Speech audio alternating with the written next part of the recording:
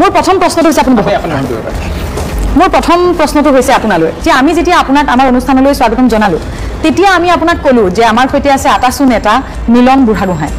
কিন্তু আটাচু নেতাৰ প্ৰকৃত পৰিচয় মিলন বুঢ়াগোহাঁইৰ প্ৰকৃত পৰিচয় কি চাওক আচলতে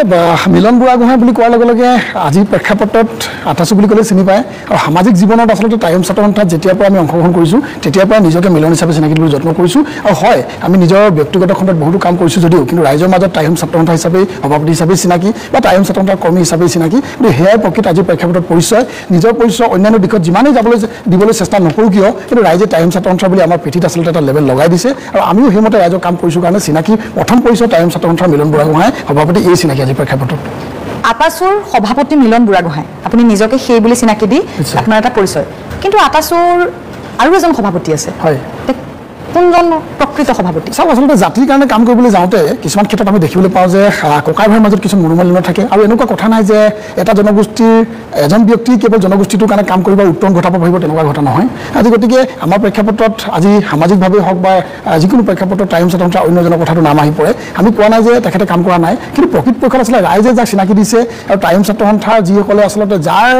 সাহসত বা যাৰ আচলতে ছত্ৰছায়াত টাইম ছাত্ৰ সন্থা গঠন হৈছে তেখেতসকলে প্ৰকৃততে ক'ব যে প্ৰকৃত সভাপতি কোন আজি তেখেতসকলে স্বীকৃতি দি আহিছে আৰু দুভাগ বুলি কোৱা কথাটোত বা অন্যজনৰ কথাটোত আচলতে তেনেকুৱা কথাবিলাক আহি পৰে কিন্তু ককাই ভাইৰ মাজৰ কিছু ক্ষেত্ৰত মনোমালিন্য আৰু সেই মানুহবিলাক আঁতৰিবৰ কাৰণে বেছি সময় নালাগে যে টাইম ছাত্ৰ সন্থাৰ প্ৰকৃতপক্ষত মই সভাপতি হিচাপে কাম কৰি আছোঁ আৰু সকলোৱে জানে আৰু সেই উত্তৰ ৰাইজে লাহে লাহে দি আছে আৰু এটা সময় আহিব খুব কম সময়ৰ ভিতৰত প্ৰকৃতপক্ষত আচলতে এজনে সভাপতি এজনে বুলি চিনাকি দিব মানে আপুনি এইটো কথা ক'ব বিচাৰিছে যে আটাচুৰ প্ৰকৃত সভাপতি একমাত্ৰ আপুনিয়ে হয় নিশ্চয় মই এইটো কথাহে সুধিব বিচাৰিছোঁ সেই প্ৰশ্নটোৰ আলম লৈ সুধিব বিচাৰিছোঁ যে নিজৰ ঘৰখন যেতিয়া ভাগ ভাগ হয় শত্ৰুপক্ষই আক্ৰমণ কৰিবলৈ বা দুৰ্বলতা এটা বিচাৰি পায় শত্ৰুৱে আঘাত হানিবৰ কাৰণে আজি আটাচুৰ এটা দীৰ্ঘদিনীয়া এটা সংগ্ৰাম আছে আটাচুৱে আহোমৰ কাৰণে বিভিন্ন ধৰণৰ সংগ্ৰামত ভাগ লৈছে আজি আটাচু ভাগ ভাগ হৈছে আটাচু আজি দুটা ভাগত বিভক্ত সেই আটাচু দুটা ভাগত বিভক্ত হোৱাৰ কাৰণে আপোনালোকৰ ব্যক্তিগতভাৱে সেই সংগঠনত কি ক্ষতি হৈছে বুলি আপুনি অনুভৱ কৰে নকৰে আটাচু ভাগ কিয় আজি তাৰিখত চাওক আচলতে এটা কথা স্পষ্টভাৱে জনাব লাগিব যে জনগোষ্ঠীটোৰ কাৰণে কাম কৰিব পৰা হাবিয়াস বহু নেতা থাকে জনগোষ্ঠীটো লাখ লাখ কৰ্মী আচলতে টাইম ছাত্ৰ সন্থাৰ মঞ্চত কাম কৰি আছে বা জনগোষ্ঠীটো মানে টাইম ছাত্ৰ সন্থাৰ মঞ্চত নাথাকি বহুতে কাম কৰি আছে কিন্তু কাম কৰাৰ পিছত আচলতে নিজৰ ঘৰখনৰ কাৰণে কাম কৰিবলৈ যাওঁতে আটাচু এটা ঘৰ আৰু জনগোষ্ঠীটো এটা আচলতে এখন বৃহৎ চোতাল বুলি আমি ভাবি লওঁ তাত কাম কৰিবলৈ যাওঁতে কাৰোবাৰ আচলতে ব্যক্তিগত ক্ষেত্ৰত মনোমালিন্য থাকিব পাৰে বা কিছুমান আচলতে সাংগঠনিক আদৰ্শগত অমিল থাকিব পাৰে কিন্তু এটা কথা আপোনালোকে চাব যে জনগোষ্ঠীটো যেতিয়া উত্তৰণৰ কথা আহিছে জনগোষ্ঠীটো যেতিয়া আচলতে আগুৱাই নিয়াৰ কথা আহিছে সংগঠনটো যেতিয়া স্বাৰ্থৰ কথা আহিছে কিন্তু সেই আমাৰ মাজত থকা আচলতে যি মনোমালিন্য আমি ককাই ভাই হিচাপে আছে বুলি কৈছোঁ সেই মনোমালিন্য কিন্তু বহিঃপ্ৰকাশ ঘটা নাই আমি একেখন মঞ্চত থিয় হৈ কাম কৰিছোঁ আৰু একেখন ঠাইতে আচলতে একেটা দাবীক লৈ আমি আচলতে জনগোষ্ঠীৰ উত্তৰণৰ কাৰণে কাম কৰিছোঁ আৰু তাত আচলতে কোনোবাই সুযোগ যদি ল'ব বিচাৰিছে ইয়াক ঘোকাত মিছা কথা কাৰণ এখন ঘৰৰ ককাই ভাই 3-4জন থাকিব পাৰে কোনোবাই যদি ভাবিছে যে ডাঙৰ ককাই আৰু সৰু ককাইৰ মাজত কাজিয়া আছে আৰু কাজিয়াৰ সুযোগ লৈ আমি আচলতে তেখেতসকলৰ ঘৰখনক আমি ভাঙিব পাৰিম এয়া আচলতে মূৰ্খৰ স্বৰ্গত বাস কৰা কথা আহোমৰ ক্ষেত্ৰত কেতিয়াও সম্ভৱ নহয় এইটো আপুনি কৈছে আপুনি এইটো আপোনাৰ সৰলতা কিন্তু এটা কথা আজিৰ তাৰিখত আটাচুৰ বিভিন্ন দাবী আছে বিভিন্ন দাবীৰ চৰকাৰে আপোনালোকক আমন্ত্ৰণ জনায় দিছপুৰলৈ আমন্ত্ৰণ জনায় আলোচনাৰ কাৰণে আমন্ত্ৰণ জনায় যদি বিভিন্ন সংগঠন 5টা সংগঠন মাতিব লগা হয় তেতিয়া যদি অসম চৰকাৰে এখন তালিকা প্ৰস্তুত কৰে যে আটাচুকো আমি নিমন্ত্ৰণ কৰিম সেই আটাচু কোনজনক নিমন্ত্ৰণ কৰিব বসন্ত গগৈ নে মিলন বুঢ়াগোহাঁই চাওক চৰকাৰে আলোচনা এটাৰ কাৰণে কাক নিৰ্ণয় কৰিব সেইটো বিচাৰ্য বিষয় নহয় আচলতে চৰকাৰে কাক নিমন্ত্ৰণ কৰিব চৰকাৰৰ যিটো আচলতে তেখেতৰ চিন্তাধাৰা মই চৰকাৰটো উদাহৰণহে দিছোঁ মই চৰকাৰৰ কথাটো আচলতে আপুনি কৈছে যে ক'বই লাগিব কাৰণ চৰকাৰৰ কথাটো কাৰণ চৰকাৰে আচলতে সদায় বিভাজনমুখী ৰাজনীতিত তেখেতসকলে সদায় সুবিধাটো বিচাৰে যে আমাৰ মাজত কাজিয়া হৈ আছে কাইলৈ দেখোন চৰকাৰৰ বিপক্ষে মাত মাতিছে মিলন বুঢ়াগোহাঁই গতিকে তেখেতক হয়তো আমি আলোচনাত নামাতো হয়তো অন্যজন কোনোবা এজন ব্যক্তিয়ে চৰকাৰৰ সহযোগত মাত মাতিব পাৰে তেখেতক হয়তো আলোচনাত মাতিব পাৰে গতিকে চৰকাৰৰ আলোচনাটোৱে বিশেষ স্থান নাপায় জনগোষ্ঠীটোৱে কি বিচাৰে জনগোষ্ঠীটো কাম কৰাৰ ক্ষেত্ৰত মানসিকতা কি প্ৰকৃতপক্ষত কি কাম কৰিছে সেইটোৱে প্ৰকৃত স্থান পায় আৰু তাক আচলতে টাইম ছাত্ৰ প্ৰতিজন কৰ্মীয়ে পৰিয়ালৰ সদস্য হিচাপে কাম কৰি গৈ আছে তাত মনোমালিন্য আচলতে কেতিয়াও দেখা নাই আৰু চৰকাৰে সেই সুযোগ কোনোদিন ল'ব নোৱাৰে আৰু যদি ল'ম বুলি ভাবিছে চৰকাৰৰ মুধাকটা ব্যক্তিসকলেও কিন্তু মূৰ্খৰ স্বৰ্গত বাস কৰিছে মই প্ৰশ্নটো আপোনাক স্পেচিফিক এইটো কাৰণে কৰিব বিচাৰিছোঁ যে মই চৰকাৰটো আপোনাক উদাহৰণ দিছোঁ আপুনি চৰকাৰৰ সেই বিষয়টোক চৰকাৰে ভাগ ভাগ কৰিব নোৱাৰে স্পষ্ট ভাষাৰে কৈছে কিন্তু মই চৰকাৰ বুলি কোৱা নাই কোনো এটা বিশেষ অনুষ্ঠানলৈ আপোনালোকক নিমন্ত্ৰণ জনোৱা হ'ল আটাচু হিচাপে সেই আটাচুক কোনটো আটাচুক আপুনি নিমন্ত্ৰণ জনোৱাটো আপুনি ভাবিব যে এটা আপোনালোকৰ জনগোষ্ঠীয় বিষয়টোক আপোনাক উত্থাপন কৰিব লাগে সেই উত্থাপন কৰিবলৈ আটাচু কোনটো পক্ষ মানুহ প্ৰকৃত পক্ষ বুলি আপুনি ভাবে চাওক আচলতে নিমন্ত্ৰণকাৰী যিসকল যিটো অনুষ্ঠান আছে বা যিসকল ব্যক্তি আছে তেখেতসকলৰ মানসিকতাৰ ওপৰত ডিপেণ্ড কৰে তেখেতসকলে আচলতে সামাজিক ক্ষেত্ৰখনত আমি যিমান কাম কৰি আছোঁ যিসকল অনুষ্ঠানে আমাক নিমন্ত্ৰণ জনাব বা কোনোবা সংবাদ মাধ্যমে হওক বা যিকোনো অনুষ্ঠান পৰিচালনা বা ব্যক্তি বিশেষে যদি আমাক নিমন্ত্ৰণ জনায় আটাচু হিচাপে তেখেতসকলে আচলতে কৰ্মক্ষেত্ৰত জড়িত হৈ থকা ব্যক্তিজনৰ কৰ্মদক্ষতাটো চাই নিমন্ত্ৰণ জনায় আমি কাকো নকওঁ যে আচলতে মোক মাতিব লাগে বা অন্যান্যজনক মাতিব নালাগে আমি কেতিয়াও নকওঁ কিন্তু এটা ধ্ৰুৱ সত্য সত্য যে যিজনকে নামাতক কিয় যি এজন ব্যক্তিক আপুনি নামাতক কিয় তেখেতসকলে কিন্তু জনগোষ্ঠীটো উত্তৰণৰ ক্ষেত্ৰতে হওক বা সামাজিক দায়বদ্ধতাৰ ক্ষেত্ৰত কিন্তু প্ৰতিজনৰ উত্তৰ একেটাই হ'ব আৰু সেই ক্ষেত্ৰত আচলতে কোনোবাই কাৰোবাক ভাল বুলি প্ৰতিজন নিয়াবৰ কাৰণে যদি যত্ন কৰে ইজনৰ লগত ইজনৰ বেয়া বুলি যদি প্ৰতিজন নিয়াবলৈ যত্ন কৰে সেই ক্ষেত্ৰত সফল নহ'ব কেলৈ আটাচুৰ একেটা পবিত্ৰ সংগঠনৰ পৰা আমি আচলতে একেখন কিতাপ একেখন সংবিধান পঢ়ি আমি টাইম চেণ্টাৰ কৰি আহিছোঁ গতিকে তাত কোনোবাই যদি সংবিধান বহিৰ্ভূত কথা কোনো ক'ব নোৱাৰে সংবিধানক ডিনাই কৰি কোনো কথা ক'ব নোৱাৰে আৰু সংবিধানৰ দায়বদ্ধতাৰ গন্তিৰ মাজত থাকি কথা কৈ আছোঁ আৰু কৈ থাকিম আৰু সকলোৱে কৈ থাকিম এটা কথা আপুনি কৈছে যে একেখন সংবিধান একেখন কিতাপেই পঢ়ি আমি সংগঠন কৰিছোঁ বা আমাৰ সংবিধান একেখনেই সেইটো বসন্ত গগৈয়ে যি ক'ব আপুনিও সেইটোৱে ক'ব কিন্তু প্ৰশ্নটো উত্থাপন হৈছে যদি একেখনেই সংবিধান সংগঠন দুটা কিয় হ'ল তাৰ লগতে আৰু এটা কথা যে আপুনি কৈছে যে আমি সমাজৰ বা আমি আহোমৰ বা আমি বিভিন্ন ক্ষেত্ৰত বিভিন্ন কামসমূহ ভাল কৰিবলৈ আমি সংগঠন কৰিছোঁ দুটাই আমি ৰাইজৰ উন্নয়নৰ বাবে দুইজনে মাত দিম কিন্তু কথাটো আমি এনেকৈও ক'ব পাৰোঁ বা এনেকৈও ক'ব পাৰে বেলেগে সেইটো হৈছে আপোনালোকে সমাজৰ উন্নয়ন নহয় ব্যক্তিগত স্বাৰ্থ সিদ্ধিৰ বাবে সভাপতিৰ সেই আসনখন খামোচ মাৰি ধৰি আছে এৰি দিবলৈ বিচৰা নাই ক্ষমতা লাগে আৰু আপোনালোকে ব্যক্তিৰ স্বাৰ্থৰ সৈতে জড়িত কি কয় চাওক প্ৰথম কথা হৈ গ'ল যে ক্ষমতাৰ লগত আচলতে যিবিলাক কথা আচলতে তুলনা কৰা হয় যে ক্ষমতা কেন্দ্ৰিকভাৱেই আচলতে পদবীবিলাক এৰি দিয়া নাই টাইম চেণ্টাৰ দুবাৰ প্ৰথম কথা গোকাত মিছা কথা কাৰণ কেলৈ আমি যদি ক্ষমতাৰ লালায়িত মই হ'লোহেঁতেন বা অন্য এজন বিষয়ববীয়া যদি হ'লহেঁতেন টাইম চেণ্টাৰ সংবিধান পৰিপন্থী কৰি আচলতে কেতিয়াবা আমি ক্ষমতাৰ লালায়িত হৈ সেই এটা ব্যৱস্থা কৰিব পাৰিলোঁ হ'লে 10জন ল'ৰালৈ কোনোবাই আচলতে টাইম চেণ্টাৰ বুলি নিজকে পৰিচয় দিব পাৰিলে সভাপতি সম্পাদক বুলি কোনোবাই 20জনলৈ চিনাকি দিব পাৰিলে হ'লে কিন্তু টাইম চেণ্টাৰ ক্ষমতা কেন্দ্ৰীয় কথাটো নাহে কাৰণ আৰু ক্ষমতাৰ কথাটো আৰু এটা কাৰণত নাহে যে আমি টাইম চেণ্টাৰ যেতিয়া কৰিবলৈ যাওঁ বা টাইম চেণ্টাৰ হৈ সমাজত যেতিয়া কাম কৰিবলৈ যাওঁ তাত আচলতে কোনোবা সভাপতিজনেই যে এই কামটো কৰিব লাগিব বা সভাপতিজনকেই আচলতে যে সংবিধানে আমাক স্বতন্ত্ৰ পাৱাৰ দিছে বা অধিকাৰ দিছে তেনেকুৱা আচলতে আমাৰ সংবিধান নাই আমাৰ কথা হ'ল যে প্ৰতিজন ব্যক্তি বিষয়ববীয়াৰ পৰা ধৰি সামান্য সাধাৰণ কৰ্মীজনৰ পৰা ধৰি আঞ্চলিক কৰ্মীৰ পৰা ধৰি কেন্দ্ৰীয় সভাপতিলৈকে আচলতে প্ৰতিজনৰ দায়বদ্ধতা আৰু ক্ষমতাটো সমানেই কেৱল নামত সভাপতি বা সম্পাদক কিন্তু বাকীখিনি সকলো কৰ্মকৰ্তা সমান গতিকে কাম সেইমতে আচলতে আমি কৰি আহিছোঁ গতিকে ক্ষমতা কেন্দ্ৰিক কথাটো আহিব নোৱাৰে আৰু এটা কথা হ'ল ক্ষমতা কাক প্ৰয়োজন হয় ক্ষমতা আচলতে টাইম ছাত্ৰ সন্থাৰ আজি মই কৰ্মকৰ্তা হিচাপে মই চিনাকি দিয়াৰ পাছত বা মই সভাপতি হিচাপে চিনাকি দিওঁতে আচলতে যিমানখিনি মই সন্মানটো পাওঁ বা যিমানখিনি মোক আচলতে চিনি পায় বা কাম কৰিবৰ কাৰণে ৰাইজে সহযোগ দিছে মই কৰ্মী হিচাপে চিনাকি দিলেও আচলতে মোক সিমানখিনি সহযোগিতা পাই আহিছোঁ আৰু পাই থাকিম আমি জানো কাৰণ কৰ্মৰ ওপৰত ডিপেণ্ড কৰে গতিকে ক্ষমতাৰ কথাটো বিশেষকৈ নাহে যে মই সভাপতিৰ কাৰণে ধৰি আছোঁ হয় যে ক্ষমতা সভাপতি সম্পাদকৰ আসনখন কোনে আচলতে গুৰু দায়িত্বটো আমাক অৰ্পণ কৰিছে কৰ্মীসকলে আয়োজন কৰিছে আমাৰ প্ৰতিনিধি সভা আয়োজন কৰিছে সেই প্ৰতিনিধি সভা আচলতে মোক দায়িত্ব অৰ্পণ কৰিছে আৰু কোনোবা এজনে যদি নিজকে সভাপতি বুলি কৈ আহিছে যে তেখেতৰ ক্ষেত্ৰত প্ৰতিনিধি সভা আচলতে অংশগ্ৰহণ কৰি বা প্ৰতিনিধি সভা আয়োজন কৰি সেই প্ৰতিনিধি সভাই তেখেতক দায়িত্ব দিছে নে নাই দিয়া এইবিলাক প্ৰশ্ন আচলতে হয়তো সময়ে ৰাইজৰ মাজত নিশ্চয় দেখুৱাই দিব সময়ে আচলতে কেতিয়াও ৰৈ নাথাকে গতিশীল গতিকে গৈ থকাৰ লগতে কিন্তু উত্তৰবিলাকো আচলতে সমাধান পক্ষ লৈ যায় গতিকে সকলোৱে জানে যে সৰ্বসন্মতিক্ৰমে হওক বা সাংবিধানিকভাৱে প্ৰতিনিধি সভা যিটো প্ৰক্ৰিয়া সভাপতি সম্পাদক গঠন কৰা সেই প্ৰক্ৰিয়াটোত কোন আছে আৰু কোনে আচলতে এইটো নাই আৰু এই কথাখিনি ৰাইজে আৰু প্ৰকৃতপক্ষৰ কৰ্মীবিলাকে উত্তৰ দি আহিছে আৰু দি থাকিব খুব কমৰ ভিতৰত ইয়াৰ প্ৰতি উত্তৰ ওলাব এতিয়া কথাটো হৈছে আৰু এটা চৰ্চা হয় যে বৰ্তমান সময়ত প্ৰায়বোৰ মই আটাইবোৰ বুলি নকওঁ প্ৰায়বোৰ যি জাতীয় সংগঠন আছে সেই সংগঠনৰ নেতাসকলে শাসকীয় পক্ষৰ কথামতে উঠা বহা কৰে অভিযোগ আপোনাৰ বিৰুদ্ধেও আছে কি কয় সেইটো আচলতে সংবাদ মাধ্যমৰ সৃষ্টি আপোনালোকে আমাক বেয়া পালেও লাভ নহ'ব কাৰণ কেলৈ সংবাদ মাধ্যমৰ এটা সৃষ্টি যে এই সংগঠনটোৰ সভাপতি সম্পাদকে বা কৰ্মীসকলে আচলতে বিজেপিৰ মতে কাম কৰে অন্য এটা সংগঠন আছে কংগ্ৰেছৰ মতে কাম কৰে কোনোবা এটা আচলতে অমুক ৰাজনৈতিক দলৰ মতে কাম কৰে সংবাদ মাধ্যমৰ সৃষ্টি কিন্তু প্ৰকৃতপক্ষত আচলতে সেয়া কেতিয়াও হ'ব নোৱাৰে কাৰণ সংবিধান বহিৰ্ভূতভাৱে কোনোবা যদি কাম কৰিবলৈ গৈছে সেইজনেহে আচলতে কোনোবা ৰাজনৈতিক দলৰ ছাত্ৰ ছাত্ৰী থাকি কাম কৰিব পাৰে কিন্তু এই কথাটো আচলতে আমি কেতিয়াও মানি ল'বৰ কাৰণে আচলতে সক্ষম নহ'ব কেতিয়াও মানি নলওঁ যে আমি কোনোবা এটা ৰাজনৈতিক দলৰ মতে বা চৰকাৰৰ আমি পৰিচালনা কৰি কাম কৰিছোঁ তেখেতৰ চুটৰ কাম কৰিছোঁ কাৰণ আমাৰ দাবীবিলাক চৰকাৰৰ বিৰুদ্ধে হোৱা নাই আৰু যিখন চৰকাৰ থাকিব সেই চৰকাৰখনৰ লগত আমি প্ৰতিবাদ কৰাৰ লগতে আচলতে আমি সাংবিধানিকভাৱে আলোচনা কৰি কাৰণ আলোচনা আৰু সংগ্ৰাম এটা মুদ্ৰা ৰিপিটি আমি আজি সংগ্ৰাম কৰিছোঁ কাইলৈ আমি আলোচনা মাতিছে গৈছোঁ আৰু আলোচনা যোৱাৰ লগে লগে আপোনালোকে সংবাদ মাধ্যমে সৃষ্টি কৰে যে আমি আচলতে আজি লালিপপ ল'বৰ কাৰণে গুচি গ'লোঁ দিল্লীত আলোচনা হ'ল গুৱাহাটীত আলোচনা হ'ল অন্য ঠাইত আলোচনা হ'ল আমি আলোচনা কৰাটো নিবিচাৰে নেকি ৰাইজে গতিকে এই কথাবিলাকৰ পৰা আচলতে সাৱধান হোৱাটো মই ৰাইজক আহ্বান জনাইছোঁ যে আমি আমাৰ সমস্যাবিলাক আচলতে জাতিটো উন্নয়নৰ কাৰণে যিখিনি কাম কৰিছোঁ আমি চৰকাৰৰ প্ৰতিবাদ এগেইনষ্টত যেনেদৰে কৰিব লাগে প্ৰতিবাদ কৰিছোঁ চৰকাৰৰ আচলতে সহযোগ কৰিবৰ কাৰণে কোনোবা ক্ষেত্ৰত আচলতে আলোচনা কৰিবলৈ যাওঁতে যদি আমি সহযোগ কৰিছোঁ হয় কাৰণ আমি সৰ্বজন বিদিত নহয় যে আলোচনাত কি হ'ব কোনোবা এখন চৰকাৰ দিল্লীত যদি আমাক মাতিছে গুৱাহাটীত যদি মাতিছে তাত আমাক কৈ দিয়া হয় যে আলোচনা হ'ব এইটো বিষয়ৰ ওপৰত জনজাতিকৰণ বা অন্যান্য বিষয়ৰ ওপৰত আলোচনা কৰিবলৈ যাওঁতে আমাকতো সৰ্বজন বিদিত আমি নহয় বা সৰবজান নহয় যে এই আলোচনাত আমাক কিবা এটা উত্তৰ দিব কি দিব আমি আগত নাজানো তাত আমাক প্ৰতিশ্ৰুতি দিয়া হয় আৰু আমি প্ৰতিশ্ৰুতি অংশগ্ৰহণ বিশ্বাস কৰিব লাগিব আমি যদি বিশ্বাসেই নকৰোঁ উফাইদাক মাৰি যদি আলোচনাত কোৱা কথাখিনি যদি আমি তেখেতসকলক এসপ্তাহ 10 দিন এবছৰ যদি সময় নিদিওঁ তেতিয়াহ'লে আমাৰ আলোচনা কৰাৰ কোনো যুক্তি নাই গতিকে কেতিয়াও চৰকাৰ মতে কাম কৰাৰ কথা নাই কোনোবা ক'ৰবাৰ ক্ষেত্ৰত আচলতে চৰকাৰৰ কিছুমান বিষয়ত আমাৰো হয়তো সহমতত আমি উপনীত হৈছোঁ সেই সহমতত উপনীত হোৱা বিষয়বিলাকে আচলতে সামঞ্জস্য ৰাখি আমাৰ চৰকাৰৰ মানে আমাক বুলিয়ে নহয় বিভিন্ন সংগঠনবিলাকক কোৱা হয় যে চৰকাৰৰ মানে আমি বহতীয়া হৈছোঁ বুলি এনেকুৱা মিছা কথা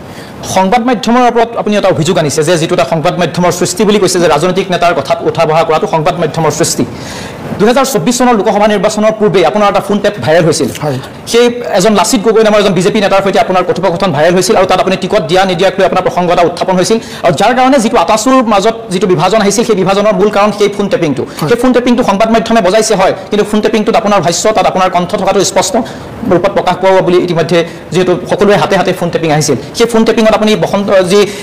লাচিত গগৈ নামৰ যিজন ব্যক্তি সেই ব্যক্তিজনৰ লগত আপুনি টিকট কেন্দ্ৰিক কথা কিয় পাতিব লগা হৈছিল সেইটো সংবাদ মাধ্যমৰ সৃষ্টিটো নহয় ধন্যবাদ জ্ঞাপন কৰিছোঁ আপোনাক আপুনি নিজৰ কথাটো নিজে স্বীকাৰ কৰি লোৱাৰ বাবে কাৰণ কেলৈ সেইটো সৃষ্টি সংবাদ মাধ্যমৰ হয় ফোন টেপিংটোৰ কথা কৈছোঁ নিশ্চয় আপুনি কোৱা প্ৰশ্নটো আপুনি উত্তৰ পাব কিন্তু সৃষ্টিটো সংবাদ মাধ্যমৰ হয় কাৰণ কেলৈ সেই ৰেকৰ্ডিংটো আপোনালোকে কোনোবা টাইম ছাত্ৰ সন্থাৰ কৰ্মী হওক বা কোনোবা সামাজিক ব্যক্তি বজাইছে নেকি তেখেতসকলে বুজোৱা নাই আমি নবজাবলৈ কোৱা নাই মই আপোনাক ধন্যবাদ জ্ঞাপন কৰিছোঁ কাৰণ আপুনি বজাই দিয়াৰ কাৰণে কিন্তু সৃষ্টিটো তাৰ পৰা হৈছে যদি তাত সংবাদ মাধ্যম উলিয়াই দিছোঁ সন্মুখলৈ কাৰণ সেইটো আপোনালোকে উলিয়াব পৰা নাই কাৰণ কেলৈ সেইটো এটা আচলতে বিষয়বস্তু কিহৰ লগত জড়িত হৈ আছিল সেই বিষয়বস্তুটো আপোনালোকে প্ৰকৃতপক্ষত আচলতে তাৰ কোনো সৰজমিন তদন্তই হওক বা আপোনালোকৰ যিখিনি দায়বদ্ধতা আছিলে ভেৰিফিকেশ্যন সেইখিনি আপোনালোকে কৰা নাই কোৱা নাই যে আপোনালোকক মানে আইনীভাৱে তদন্ত কৰিব মিলন বৰগোহাঁই ডাঙৰীয়া মই এইটোৱে ক'ব বিচাৰিছোঁ যে তদন্তৰ আপুনি যিটো কথা কৈছে যে তদন্তৰ পিছৰ পৰ্যায়ত সেইটো আইনী মাজতো সোমাইছিলে আইনৰ এটা বিষয় লৈ গৈছিল কিন্তু মই যিটো ফোন টেপিঙৰ কথা কৈছোঁ যিকেইটা কথোপকথন তাত আপুনি স্পষ্ট ভাষাৰে কৈছিল যে আপোনাৰ এজন বিশেষ মন্ত্ৰীৰ সৈতে আপোনাৰ কথা হৈছিল তেওঁ যিজন ব্যক্তিৰ কথা উল্লেখ কৰিছোঁ তেওঁৰ টিকট কনফাৰ্ম হৈছে আৰু সেই টিকট কনফাৰ্ম হোৱাৰ কাৰণে তেওঁৰ পৰা আপুনি কিছু পৰিমাণে সহায় বিচাৰিছিলে আৰ্থিক সহায় বিচাৰিছিল সেই কথাখিনি আপুনি পাতিছিল কথাটো সেইখিনি কথা আমি সংবাদ মাধ্যমত স্পষ্ট ভাষাৰে বজাইছোঁ তাত কোনো ধৰণৰ বেলেগ ব্যক্তিৰ ভয় সেইটো কণ্ঠ নহয় সেইটো আপোনাৰ কণ্ঠ সেইখিনি কথাহে কিয় পাতিব লগা হৈছে সেই প্ৰশ্নটোহে সুধিব সেই প্ৰশ্নটোৰ উত্তৰ আপুনি নিশ্চয় মই ৰাজহুৱাভাৱে দিবলৈ পালে মই ভাল পাম প্ৰথম কথাটো হৈ গ'ল আপোনালোকে তাত যিটো আৰ্থিক কথাখিনি কৈছে আপুনি সেইটো কেতিয়াও তাত না কল ৰেকৰ্ডিঙতো নাই কোনো আৰ্থিকৰ কথা নাই তেনেকুৱা কোনো মই কাৰোবাৰ পৰা কিবা সহযোগ বিচৰা কথাটো আপোনাৰ আৰ্থিকভাৱে কিবা সহযোগ বিচৰা কথাটো তাত নাই আৰু বুকুৱাত মই মিছা কথা মই বিচৰাও নাই কিন্তু কথা হ'ল আচলতে কিছুমান বিষয় আপুনি যে চাব ৰাজহুৱা জীৱনত আমি থাকিলে আচলতে ৰাতিপুৱা পুৱা আমি 8 বজাৰ পৰা পিছদিনা পুৱা 8 বজালৈকে আচলতে বিভিন্ন মানুহৰ কথা পাতিবলগীয়া হয় আৰু ৰাইজৰ সমজুৱা কাম কৰিবলৈ যাওঁতে কিছুমান ক্ষেত্ৰত আচলতে আমি তাৰণাত পৰিবলগীয়া হয় যে কিছুমান বিষয়বস্তু লৈ কোনোবাই ৰাতিপুৱাৰ পৰা গধূলিলৈকে আচলতে হকে বিহকে কিছুমান বিষয়বস্তু আমাৰ ওপৰত আচলতে আশা কৰি থাকে বা কৈ থকা হয় যে মোক এই বস্তুটো প্ৰয়োজন হৈছে মোক এইটো ক্ষেত্ৰত সহযোগ কৰিব লাগে আমি প্ৰতিটো ক্ষেত্ৰত যিমান পাৰোঁ আমি সহযোগিতা কৰোঁ কিন্তু আচলতে একেটা বিষয় লৈ কোনোবা ব্যক্তিয়ে যদি ৰাতিপুৱাৰ পৰা গধূলিলৈকে যদি আমাক এটা বিষয় লৈ আমনি কৰিয়ে থাকিব তেতিয়া আচলতে আমাৰ ধেমেলীয়া ঘৰত কিছুমান কথা ক'বলগীয়া হয় আৰু মই কোৱা নাই যে মোৰ ভাষ্য নহয় মই কৈছোঁ ভাষ্য হয় কিন্তু তাত আচলতে প্ৰতিটো কথা আচলতে মই শুনাকৈ মই ভাষ্যটো আচলতে দিছিলোঁ নাই তাই প্ৰশ্নবিলাকৰ উত্তৰটো কওঁতে মই সেই প্ৰশ্নটো শুনিছোঁ নাই নহয় সেইটো এটা বহুত ডাঙৰ কথা যিটো আইনৰ এটা বিচাৰ্য বিষয় আৰু তাত আচলতে বিচাৰাধীন হৈ আছে কাৰণ কোনোবাই আজি প্ৰেক্ষাপটত এটা কথা স্পষ্টভাৱে ক'ব লাগিব যিটো আচলতে মই আইনী প্ৰক্ৰিয়াটো সেই কথাটো কৈছোঁ মই কুণ্ঠাবোধ নকৰোঁ এই কথাটো আজিও ক'বৰ কাৰণে যে কোনোবাই মোক যেতিয়া মোৰ লগত আলোচনা কৰি থাকোঁতে সেইটো চাইডৰ পৰা মিউট কৰি কিছুমান প্ৰশ্ন যেতিয়া মিউট কৰি কিছুমান কথা কোৱা হয় মই কিন্তু সেই কথাটো শুনি নাপাওঁ কিন্তু মই যি এটা পেৰেলেলি লাইনত আচলতে মই গা দিবৰ কাৰণে বা ধেমেলীয়া ঘৰত কিছুমান কথা পতা হয় আৰু সেই কথাবিলাক আচলতে শিপিনৰ পক্ষৰ পৰা মিউট কৰি যদি কিছুমান কথা কোৱা হয় প্ৰশ্ন কৰা হয় সেই প্ৰশ্নবিলাকৰ উত্তৰ ইয়াৰ লগত সামঞ্জস্য থাকিব পাৰে কিন্তু প্ৰকৃতপক্ষত মই নুশুনাকৈ দিয়া উত্তৰটো তাৰ লগত কেতিয়াও সমিল মিল হ'ব নোৱাৰে এইটো আচলতে আইনৰ এটা বিচাৰ্য বিষয় কিন্তু মই এই কথা এতিয়াও কওঁ যে কোনোবা ব্যক্তিক আচলতে কিছুমান ক্ষেত্ৰত এভইড কৰিবৰ কাৰণেই হওক বা আচলতে তেখেতক আচলতে এই বিষয়বস্তুটোৰ পৰা ফালৰি কৰিব কাৰণ তেখেতসকলে কেৱল নিজৰ স্বাৰ্থটোৰ কাৰণে যদি সদায় আমাক কথাবিলাক সুধি থাকে তো সেই কথাবিলাকৰ আচলতে আমি নিজৰ ব্যক্তিগত জীৱনৰ লগতে সামাজিক জীৱনত ব্যস্ত হৈ থকা সময়খিনিত সদায় তেখেতলৈ লাগি থকাটো সম্ভৱ নহয় গতিকে তেনেকুৱাই এটা আচলতে দিশত গতি কৰি ঘটনাটো ঘটিবলৈ পাইছে আৰু এই ঘটনাটোৰ প্ৰকৃত সত্যুত্তৰ কেনেকৈ হ'বলৈ পালে আৰু কি উত্তৰ ওলাব তাৰ খুব কম মুহূৰ্তত উত্তৰ ওলাব ৰাইজে গম পাব ৰাইজে গম পোৱাটো প্ৰয়োজন আছে আপোনাক ফচাইছে মানে কোনোবাই চব কনস্পিৰেচি আছে এইটো স্পষ্টভাৱে মই কওঁ এতিয়া কোৱা কথা নহয় মই যিদিনাৰ পৰা সেই ভাইৰেল ওলাইছে তেতিয়াৰ পৰা কৈছোঁ ডে ওৱানত যেতিয়া ভাইৰেল ওলাইছিলে মই প্ৰাৰ্থিত্বৰ বিষয়টো আপুনি উত্থাপন কৰিছিলে এটা ধেমেলীয়া কথা মই কৈছোঁ যে প্ৰাৰ্থিত্বৰ বিষয়টো আচলতে মই প্ৰাৰ্থিত্বৰ বিষয়টোত আচলতে কিমানখিনি কৈছোঁ আৰু তাৰ পৰা অহা প্ৰশ্নটোৰ উত্তৰ কিদৰে দিছোঁ সেই কথাখিনি শুনিলে গম পোৱা যাব আৰু এটা কথা ঠিক যে মই সেই কথাখিনিৰ লগত জড়িত হোৱাৰ দিনৰ পৰা মই ডে ওৱানৰ পৰা কৈ আহিছোঁ যে এটা কনস্পিৰেচি হয় আৰু কনস্পিৰেচি কোনে কৰিছে ইতিমধ্যে প্ৰায় লোকে এই বিষয়ে আচলতে অৱগত হৈছে এইটো খুব কম সময়ৰ যিহেতু আইনৰ এটা বিচাৰাধীন বিষয় গতিকে মই আজি এটা উত্তৰটো দিব বিচৰা নাই কিন্তু খুব কম সময়ৰ ভিতৰত ইয়াৰ প্ৰত্যুত্তৰ ওলোৱাৰ লগে লগে হয়তো এনেকুৱা এটা অনুষ্ঠানত কোনোবা এজন ব্যক্তিয়ে এই বিষয়বিলাক উলিয়াই মোৰ বিষয়টো উলিয়াই হয়তো আপোনালোকৰ এই অনুষ্ঠানতে হয়তো কোনোবা উত্তৰ দিব পাৰে নিশ্চিত ৰূপত আৰু বহুকেইটা প্ৰশ্ন আছে আৰু বহু বিতৰ্ক আছে বহু প্ৰশ্ন আছে কিন্তু এতিয়া যি কম সঁচা কামত সময় হৈছে এটা চমু বিৰতি জনাইছোঁ যি কম সঁচা কামৰ পৰৱৰ্তী অংশলৈ আমাৰ সৈতে আছে আটাচু নেতা মিলন বুঢ়াগোহাঁই প্ৰিয় দৰ্শক আমি বিভিন্ন প্ৰশ্ন উত্থাপন কৰি আছোঁ এইবাৰ আন এটা প্ৰশ্ন সেইটো হৈছে আহোমৰ জনজাতিকৰণৰ এই যি গোটেই বিষয়টো এই গোটেই বিষয়টো লৈ আন্দোলন হৈ আছে আপোনালোকে আহোমে বিচাৰি আছে জনজাতিকৰণ আৰু চৰকাৰখনৰ সৈতে আলোচনা বিলোচনা বা এই গোটেই প্ৰক্ৰিয়াটো কিন্তু দীঘলীয়া হৈ গৈ আছে এই গোটেই বিষয় সন্দৰ্ভত আপোনাৰ স্থিতি কি চাওক আমি গণতান্ত্ৰিক দেশত বসবাস কৰা গণতান্ত্ৰিক এটা সংগঠনৰ আচলতে আমি নেতৃত্ব বহন কৰি আহিছোঁ গতিকে আমাৰ যিবিলাক দাবী আছিলে আমি গণতান্ত্ৰিক প্ৰক্ৰিয়াই যাব লাগিব এইটো খালী স্থান নহয় যে আমি আচলতে দা তৰোৱাল আমি লৈ যুদ্ধ কৰি চৰকাৰৰ লগত আমি আজিয়ে দিব লাগে বুলি ক'ম এইটো আমি ক'ব নোৱাৰোঁ কেতিয়াও গতিকে আমি কৈছোঁ গণতান্ত্ৰিক প্ৰক্ৰিয়া আমি গৈ আহিছোঁ 1988 চনৰ 14-15 জুলাইত টাইম ছাত্ৰ নেতা জন্ম হৈছে বহু সভাপতি আহিলে গ'ল বহু নেতৃত্ব প্ৰদান কৰি গুচি গ'ল কিন্তু দাবী হৈ আছে আৰু প্ৰতিটো দিনাই প্ৰতিজন সভাপতি সম্পাদকে বা প্ৰতিজন নেতৃত্বই আচলতে এই বিষয়ক লৈ কাম কৰি আহিছে আৰু সদায় আলোচনাও কৰিছে বিষয়বস্তুবিলাক আগুৱাই লৈ গৈছে ৰাইজক সজাগ সৃষ্টি কৰিছে আমিও তাৰ পৰিপন্থী নহয় আমি সদায় কৰি আহিছোঁ হয় আন্দোলন ৰাজপথৰ সংগ্ৰামখন হয়তো কোনো ক্ষেত্ৰত কোনোবা এজন সভাপতিৰ নেতৃত্বত বেছি হৈছে কোনোবা সময়ত কম হৈছে কিন্তু গতানুগতিকভাৱে হৈ গৈ আছে আৰু এই আন্দোলনবিলাক চলি আছে চলি থাকিব লাগিব কিন্তু কথা হ'ল আমি আলোচনাবিলাক কৰিবলৈ যাওঁতে আমাৰ কিছুমান কথা আচলতে আমি পুংখানুপুংখভাৱে দাঙি ধৰোঁ কিন্তু যিবিলাক আচলতে সংবাদ মাধ্যমত প্ৰকাশ নাপায় নোপোৱাৰ কাৰণ আপোনালোকৰ দুখ নহয় বা আমি আপোনালোকক নেদিওঁ কাৰণ কেলৈ সেই বিষয়বস্তুবিলাক দিল্লীত যদি আলোচনা হৈছে সেই দিল্লী সংবাদ মাধ্যমৰ আগত আমি যেতিয়া কথাবিলাক অৱগত কৰোঁ আমি অৱগত কৰাৰ লগতে চৰকাৰী পক্ষই আলোচনা কৰোঁতে কিন্তু কি প্ৰকৃত আলোচনা হ'ল আমি কিখিনি দাবী দিছিলোঁ সেই দাবীখিনিৰ ওপৰত তেখেতসকলে আচলতে স্পষ্টীকৰণটো নিদিয়ে নিদিয়াৰ কাৰণে এটা বিষয়ৰ মাজত থাকি যায় যে প্ৰকৃততে সংগঠনকেইটা আলোচনাকাৰী সংগঠনকেইটা পলিথি আলোচনাকেইটাই কিবা কোৱা কথাটো সঁচা নে চৰকাৰী পক্ষৰ পৰা আচলতে মানে কোৱা নাই কি কাৰণে এনেকুৱা টাইপৰ প্ৰশ্নবিলাক থাকি যায় ৰাইজৰ মাজত কিন্তু আলোচনা হৈ আছে আলোচনাৰ ওপৰত আলোচনাৰ পিছত আলোচনা বহু আলোচনা হৈছে কিন্তু ফলাফল নাই লোৱা অভিযোগ উত্থাপন হয় যে এই যে আহোম সংগঠন আছে সেই আহোমৰ অভিযোগ বুলি কৈছোঁ আহোম সংগঠনৰ সেই নেতাসকলেও কিন্তু এই গোটেই প্ৰক্ৰিয়াটো লেহেমীয়া কৰাত তেওঁলোকো সুখী মানে তেওঁলোকেও ক'ৰবাত তাৰ পৰা যেন কিছু লাভেই হৈ আছে তেওঁলোকৰ হয় নেকি জাতিক বিক্ৰী কৰি আচলতে যদি ব্যক্তিগত লাভ কোনোবাই চিন্তা কৰিছে এইটো মই ক'বলৈ নাযাওঁ মই ব্যক্তিগতভাৱে হওক বা টাইম ছাত্ৰৰ সভাপতি হিচাপে জাতিক বিক্ৰী কৰি যে নিজৰ কাৰণে কিবা মানে লাভ কৰিব পাৰিম তেনেকুৱা মানসিকতা নাই আৰু কোনোবাই যদি ৰাখিছে তেখেতসকলেও আমাৰ জাতিৰ শত্ৰু প্ৰথম কথা দ্বিতীয় কথা হ'ল আমি আলোচনা কৰি আহিছোঁ আন্দোলন কৰি আহিছোঁ কি কৰিব লাগিব আমি দেখিছোঁ যে আপুনি কোৱাৰ দৰে আচলতে প্ৰতিবাৰে আমি সংগ্ৰাম কৰি আহিছোঁ আলোচনা কৰিছোঁ কিন্তু বছৰৰ ওপৰত বছৰ বাগৰি গৈ আছে উত্তৰবিলাক ওলোৱা নাই শেষত আমি কি কৰিছোঁ আমি আচলতে জ্ঞাতি ঘৰে ঘৰে যোৱা কাৰ্যসূচী লৈছোঁ আমি আন্দোলন যেতিয়া কৰোঁ তিনিচুকীয়াত কৰোঁ শিৱসাগৰত কৰোঁ যোৰহাটত কৰোঁ গুৱাহাটীত কৰোঁ দিল্লীত কৰোঁ আলোচনা কৰোঁতে আমি আচলতে মুষ্টিমেয় এখিনি বিশেষ আমি ব্যক্তিক লৈ আহোঁ যে এটা জনগোষ্ঠী দিল্লীত যদি কৰিবলৈ যাওঁ কিমান লয় আমি 2000 মানুহ লৈ যাওঁ 1500 মানুহ লৈ যাওঁ আন্দোলন কৰোঁ অসমৰ বিভিন্ন প্ৰান্তত যদি আলোচনা কৰোঁ ৰাইজক আমি তাত 4000 5000 10000 মানুহক আমি গোটাবলৈ যত্ন কৰোঁ যদি গোট খায় কিন্তু আচলতে সেই আন্দোলনবিলাকো আমি উত্তৰ পোৱা নাই নোপোৱাৰ কাৰণে আচলতে আমি এতিয়া এটা বিষয় আচলতে টাৰ্গেট কৰি লৈছোঁ যে জ্ঞাতি ঘৰে ঘৰে যাওঁ বুলি এটা কাৰ্যসূচী লৈছোঁ যিটো কাৰ্যসূচী যোগেদি এতিয়াৰ পৰা আন্দোলন আচলতে টাইম ছাত্ৰ নেতা কৰ্মীসকলে নকৰে আন্দোলন টাইম জনগোষ্ঠীৰ লোকে কৰিব উদ্যোগটো টাইম ছাত্ৰ থাকিব কিন্তু কৰ্মী আন্দোলন নকৰে বগা চোলা কলা পেণ্ট পিন্ধি কেৱল আমাৰ আচলতে কৰ্মকৰ্তাসকলে আন্দোলন কৰাৰ কাৰণে আজিলৈকে আমি আমাৰ দাবীটো পূৰণ কৰিব পৰা নাই বুলি কয় গতিকে আমি ৰাইজক জাগ্ৰত কৰিবলৈ যত্ন কৰিছোঁ ইতিমধ্যে জাগ্ৰত হৈছে গাঁৱে গাঁৱে সজাগতা সভা কৰা হৈছে গাঁৱে গাঁৱে আচলতে আমি আলোচনা অনুষ্ঠানবিলাক কৰিছোঁ আলোচনা কৰিবৰ কাৰণে ইয়াৰ যোগেদি আৰু আমি সদায় কওঁ যে কি নাম কয় ৰাইজে ওলাই আহি আমাৰ বিষয়বস্তুবিলাকৰ ওপৰত সহযোগিতা কৰি আছিলে ৰাইজে ৰাজপথত যিদিনা নামিব সেইদিনাই আমাৰ দাবীবিলাক পূৰণ হ'ব আৰু সেই প্ৰক্ৰিয়াত আমি গৈ আছোঁ আৰু প্ৰক্ৰিয়া সমাপন হ'বৰ কাৰণে খুব কম সময় আৰু এতিয়া ইলেকশ্যন আহি পাইছে আমাৰ পুনৰ এটা বদনাম হোৱাৰ কথা আছে যে ইলেকশ্যন আহি পালে সংগ্ৰামবিলাক আচলতে স্পীড হয় আৰু সাৰ পায় বুলি কয় আমি এটা কথা কওঁ আচলতে এই কথাটো সঁচা কথা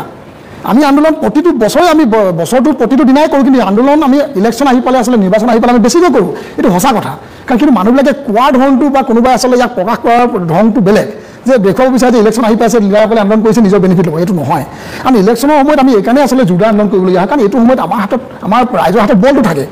আমাৰ হাতত পাৱাৰটো থাকে যে ইলেকশ্যন ছমাহৰ পিছত আছে এবছৰ পিছত আছে গতিকে আজি প্ৰেক্ষাপটত ৰাজনৈতিক দলসমূহক বা চৰকাৰসমূহক ৰাইজৰ প্ৰয়োজন আছে আৰু যেতিয়া ইলেকশ্যন হৈ গুচি যায় চৰকাৰ গঠন হৈ যায় তেতিয়া আমাক চৰকাৰৰ প্ৰয়োজন হয় গতিকে আমাৰ প্ৰয়োজন হৈ আছে চৰকাৰসকলক ছমাহৰ আগতে এবছৰ আগতে গতিকে চৰকাৰ আমাৰ ওচৰত আহিব লাগিব এই সময়ত আমি আন্দোলন বেছি কৰোঁ যাতে চৰকাৰক আমি ক'ব পাৰোঁ যে তোমালোকে প্ৰতিটো ৰাজনৈতিক দলক যে তোমালোকে যদি চৰকাৰ বনোৱা তেন্তে আমাৰ দাবীটো পূৰণ কৰা অন্যথা আমি তোমালোকক কিন্তু প্ৰত্যুত্তৰ দিবৰ কাৰণে প্ৰস্তুত আছোঁ আৰু প্ৰত্যুত্তৰ দিছোঁ কোনোবাই আমাক ক'লেই নহ'ব ব্লেম দিলেই নহ'ব যে আমি কেৱল তেখেতসকলে হুংকাৰ দি আহিছে কিন্তু আজিলৈ একো কৰিব পৰা নাই কৰি দেখুৱাইছোঁ আমি নিজৰ নিজৰ আহোম অধিকৃত অঞ্চলবিলাকত লোকসভাতে হওক বা বিধানসভাতে হওক আমি প্ৰত্যুত্তৰ দি দেখুৱাইছোঁ যে আমাৰ জনগোষ্ঠীবিলাক একত্ৰিত হৈ আছে ইচ্ছা কৰিলে আমি কাৰোবাক আচলতে চৰকাৰ বনাব পাৰোঁ ভাঙিব পাৰোঁ সেয়া কংগ্ৰেছ চৰকাৰ দিনতো দেখিছে আজি বিজেপি চৰকাৰ দিনতো কিন্তু লোকসভা নিৰ্বাচনত ইতিমধ্যে পুংখানুপুংখভাৱে ৰাইজে দেখুৱাই দিছে যে আমি সংগঠন প্ৰকৃতপক্ষক ৰাইজলৈ কৰিছোঁ আৰু ৰাইজে দাবীটোৰ প্ৰতি সচেতন গতিকে আচলতে তাৰ প্ৰত্যুত্তৰ ৰাজনৈতিকভাৱে যে দিব পাৰোঁ সেইটো প্ৰমাণ কৰি দিছে আৰু অদূৰ ভৱিষ্যতে পুনৰ প্ৰমাণ কৰিম যিটো আহোমৰ জনজাতিকৰণৰ যিটো প্ৰসংগ সেই প্ৰসংগটো মই আগৰ সময়ছোৱাখিনি কথা নকওঁ কিন্তু 2016 পিছৰ পৰা বিভিন্ন সময়ত আপোনালোকে আন্দোলন কৰিছে আমিও আপোনালোকৰ কাষলৈ গৈছোঁ আপোনালোকৰ যিখিনি আন্দোলনৰ ভাষা সেই ভাষাখিনি আমাৰ আগত কৈছে মাজে সময়ে আপোনালোকে বিভিন্ন সময়তে আমি গ'লে আপোনালোকে কয় যে আন্দোলন কৰি থকাৰ সময়ত যেতিয়া আমি যাওঁ তেতিয়া আপোনালোকে সেইটো কথা কয় যেতিয়ালৈকে চৰকাৰে আমাৰ জনজাতিকৰণৰ বিষয়টোক ন্যায্যতা নিদিয়ে জনজাতিকৰণ যেতিয়ালৈকে যিটো প্ৰক্ৰিয়া সেইটো সম্পূৰ্ণ নকৰে আমাৰ আন্দোলন চলি থাকিব কিন্তু সেই আন্দোলন মাজে সময়ে নোহোৱা হয় কিহৰ কাৰণে নোহোৱা হয় তাৰ আঁৰত বিভিন্নজনৰ সাধাৰণ জনতাৰ প্ৰশ্ন থাকে যে আন্দোলনটো তেওঁলোকে কৰিলে কিন্তু আন্দোলন আজিৰ তাৰিখত তেওঁলোকৰ তল পৰি গ'ল আকৌ ছমাহ এবছৰ যাব আকৌ আন্দোলনে উঠলি আহে সেই আন্দোলন কিহৰ কাৰণে আপোনালোকৰ সেইটো হয় যেতিয়া চৰকাৰেতো এই ক্ষেত্ৰত কোনো ধৰণৰ এতিয়ালৈকে তেওঁলোকে ব্যৱস্থা যিটো আপোনালোকৰ দাবী সেই দাবী পূৰণ কৰা নাই আপোনালোকৰ আন্দোলনটো মাজে সময়ে কিয় স্থমিত হয় চাওক আচলতে এই প্ৰশ্নটো যুক্তিযুক্ততা আছে আৰু ধন্যবাদ জ্ঞাপন কৰিছোঁ আপোনাক কাৰণ এই প্ৰশ্নটোৰ উত্তৰ বহুবাৰ দিছোঁ আৰু তাক কৰি দেখুৱাইছোঁ কেৱল মুখত কোৱা নাই আজিও আমি জনাইছোঁ পুনৰবাৰ ৰাইজক আপোনালোকৰ যোগেদি জনাব বিচাৰিছোঁ যে টাইম ছাত্ৰ সন্থাৰ বা কেৱল এটা সংগঠনৰ আচলতে আন্দোলনবিলাক এনেকুৱা নহয় আমি পেছাদাৰী আন্দোলনকাৰী নহয় যে জানুৱাৰী মাহৰ 1 তাৰিখৰ পৰা আমি ডিচেম্বৰ মাহৰ 31 তাৰিখলৈকে আন্দোলন কৰি থাকিম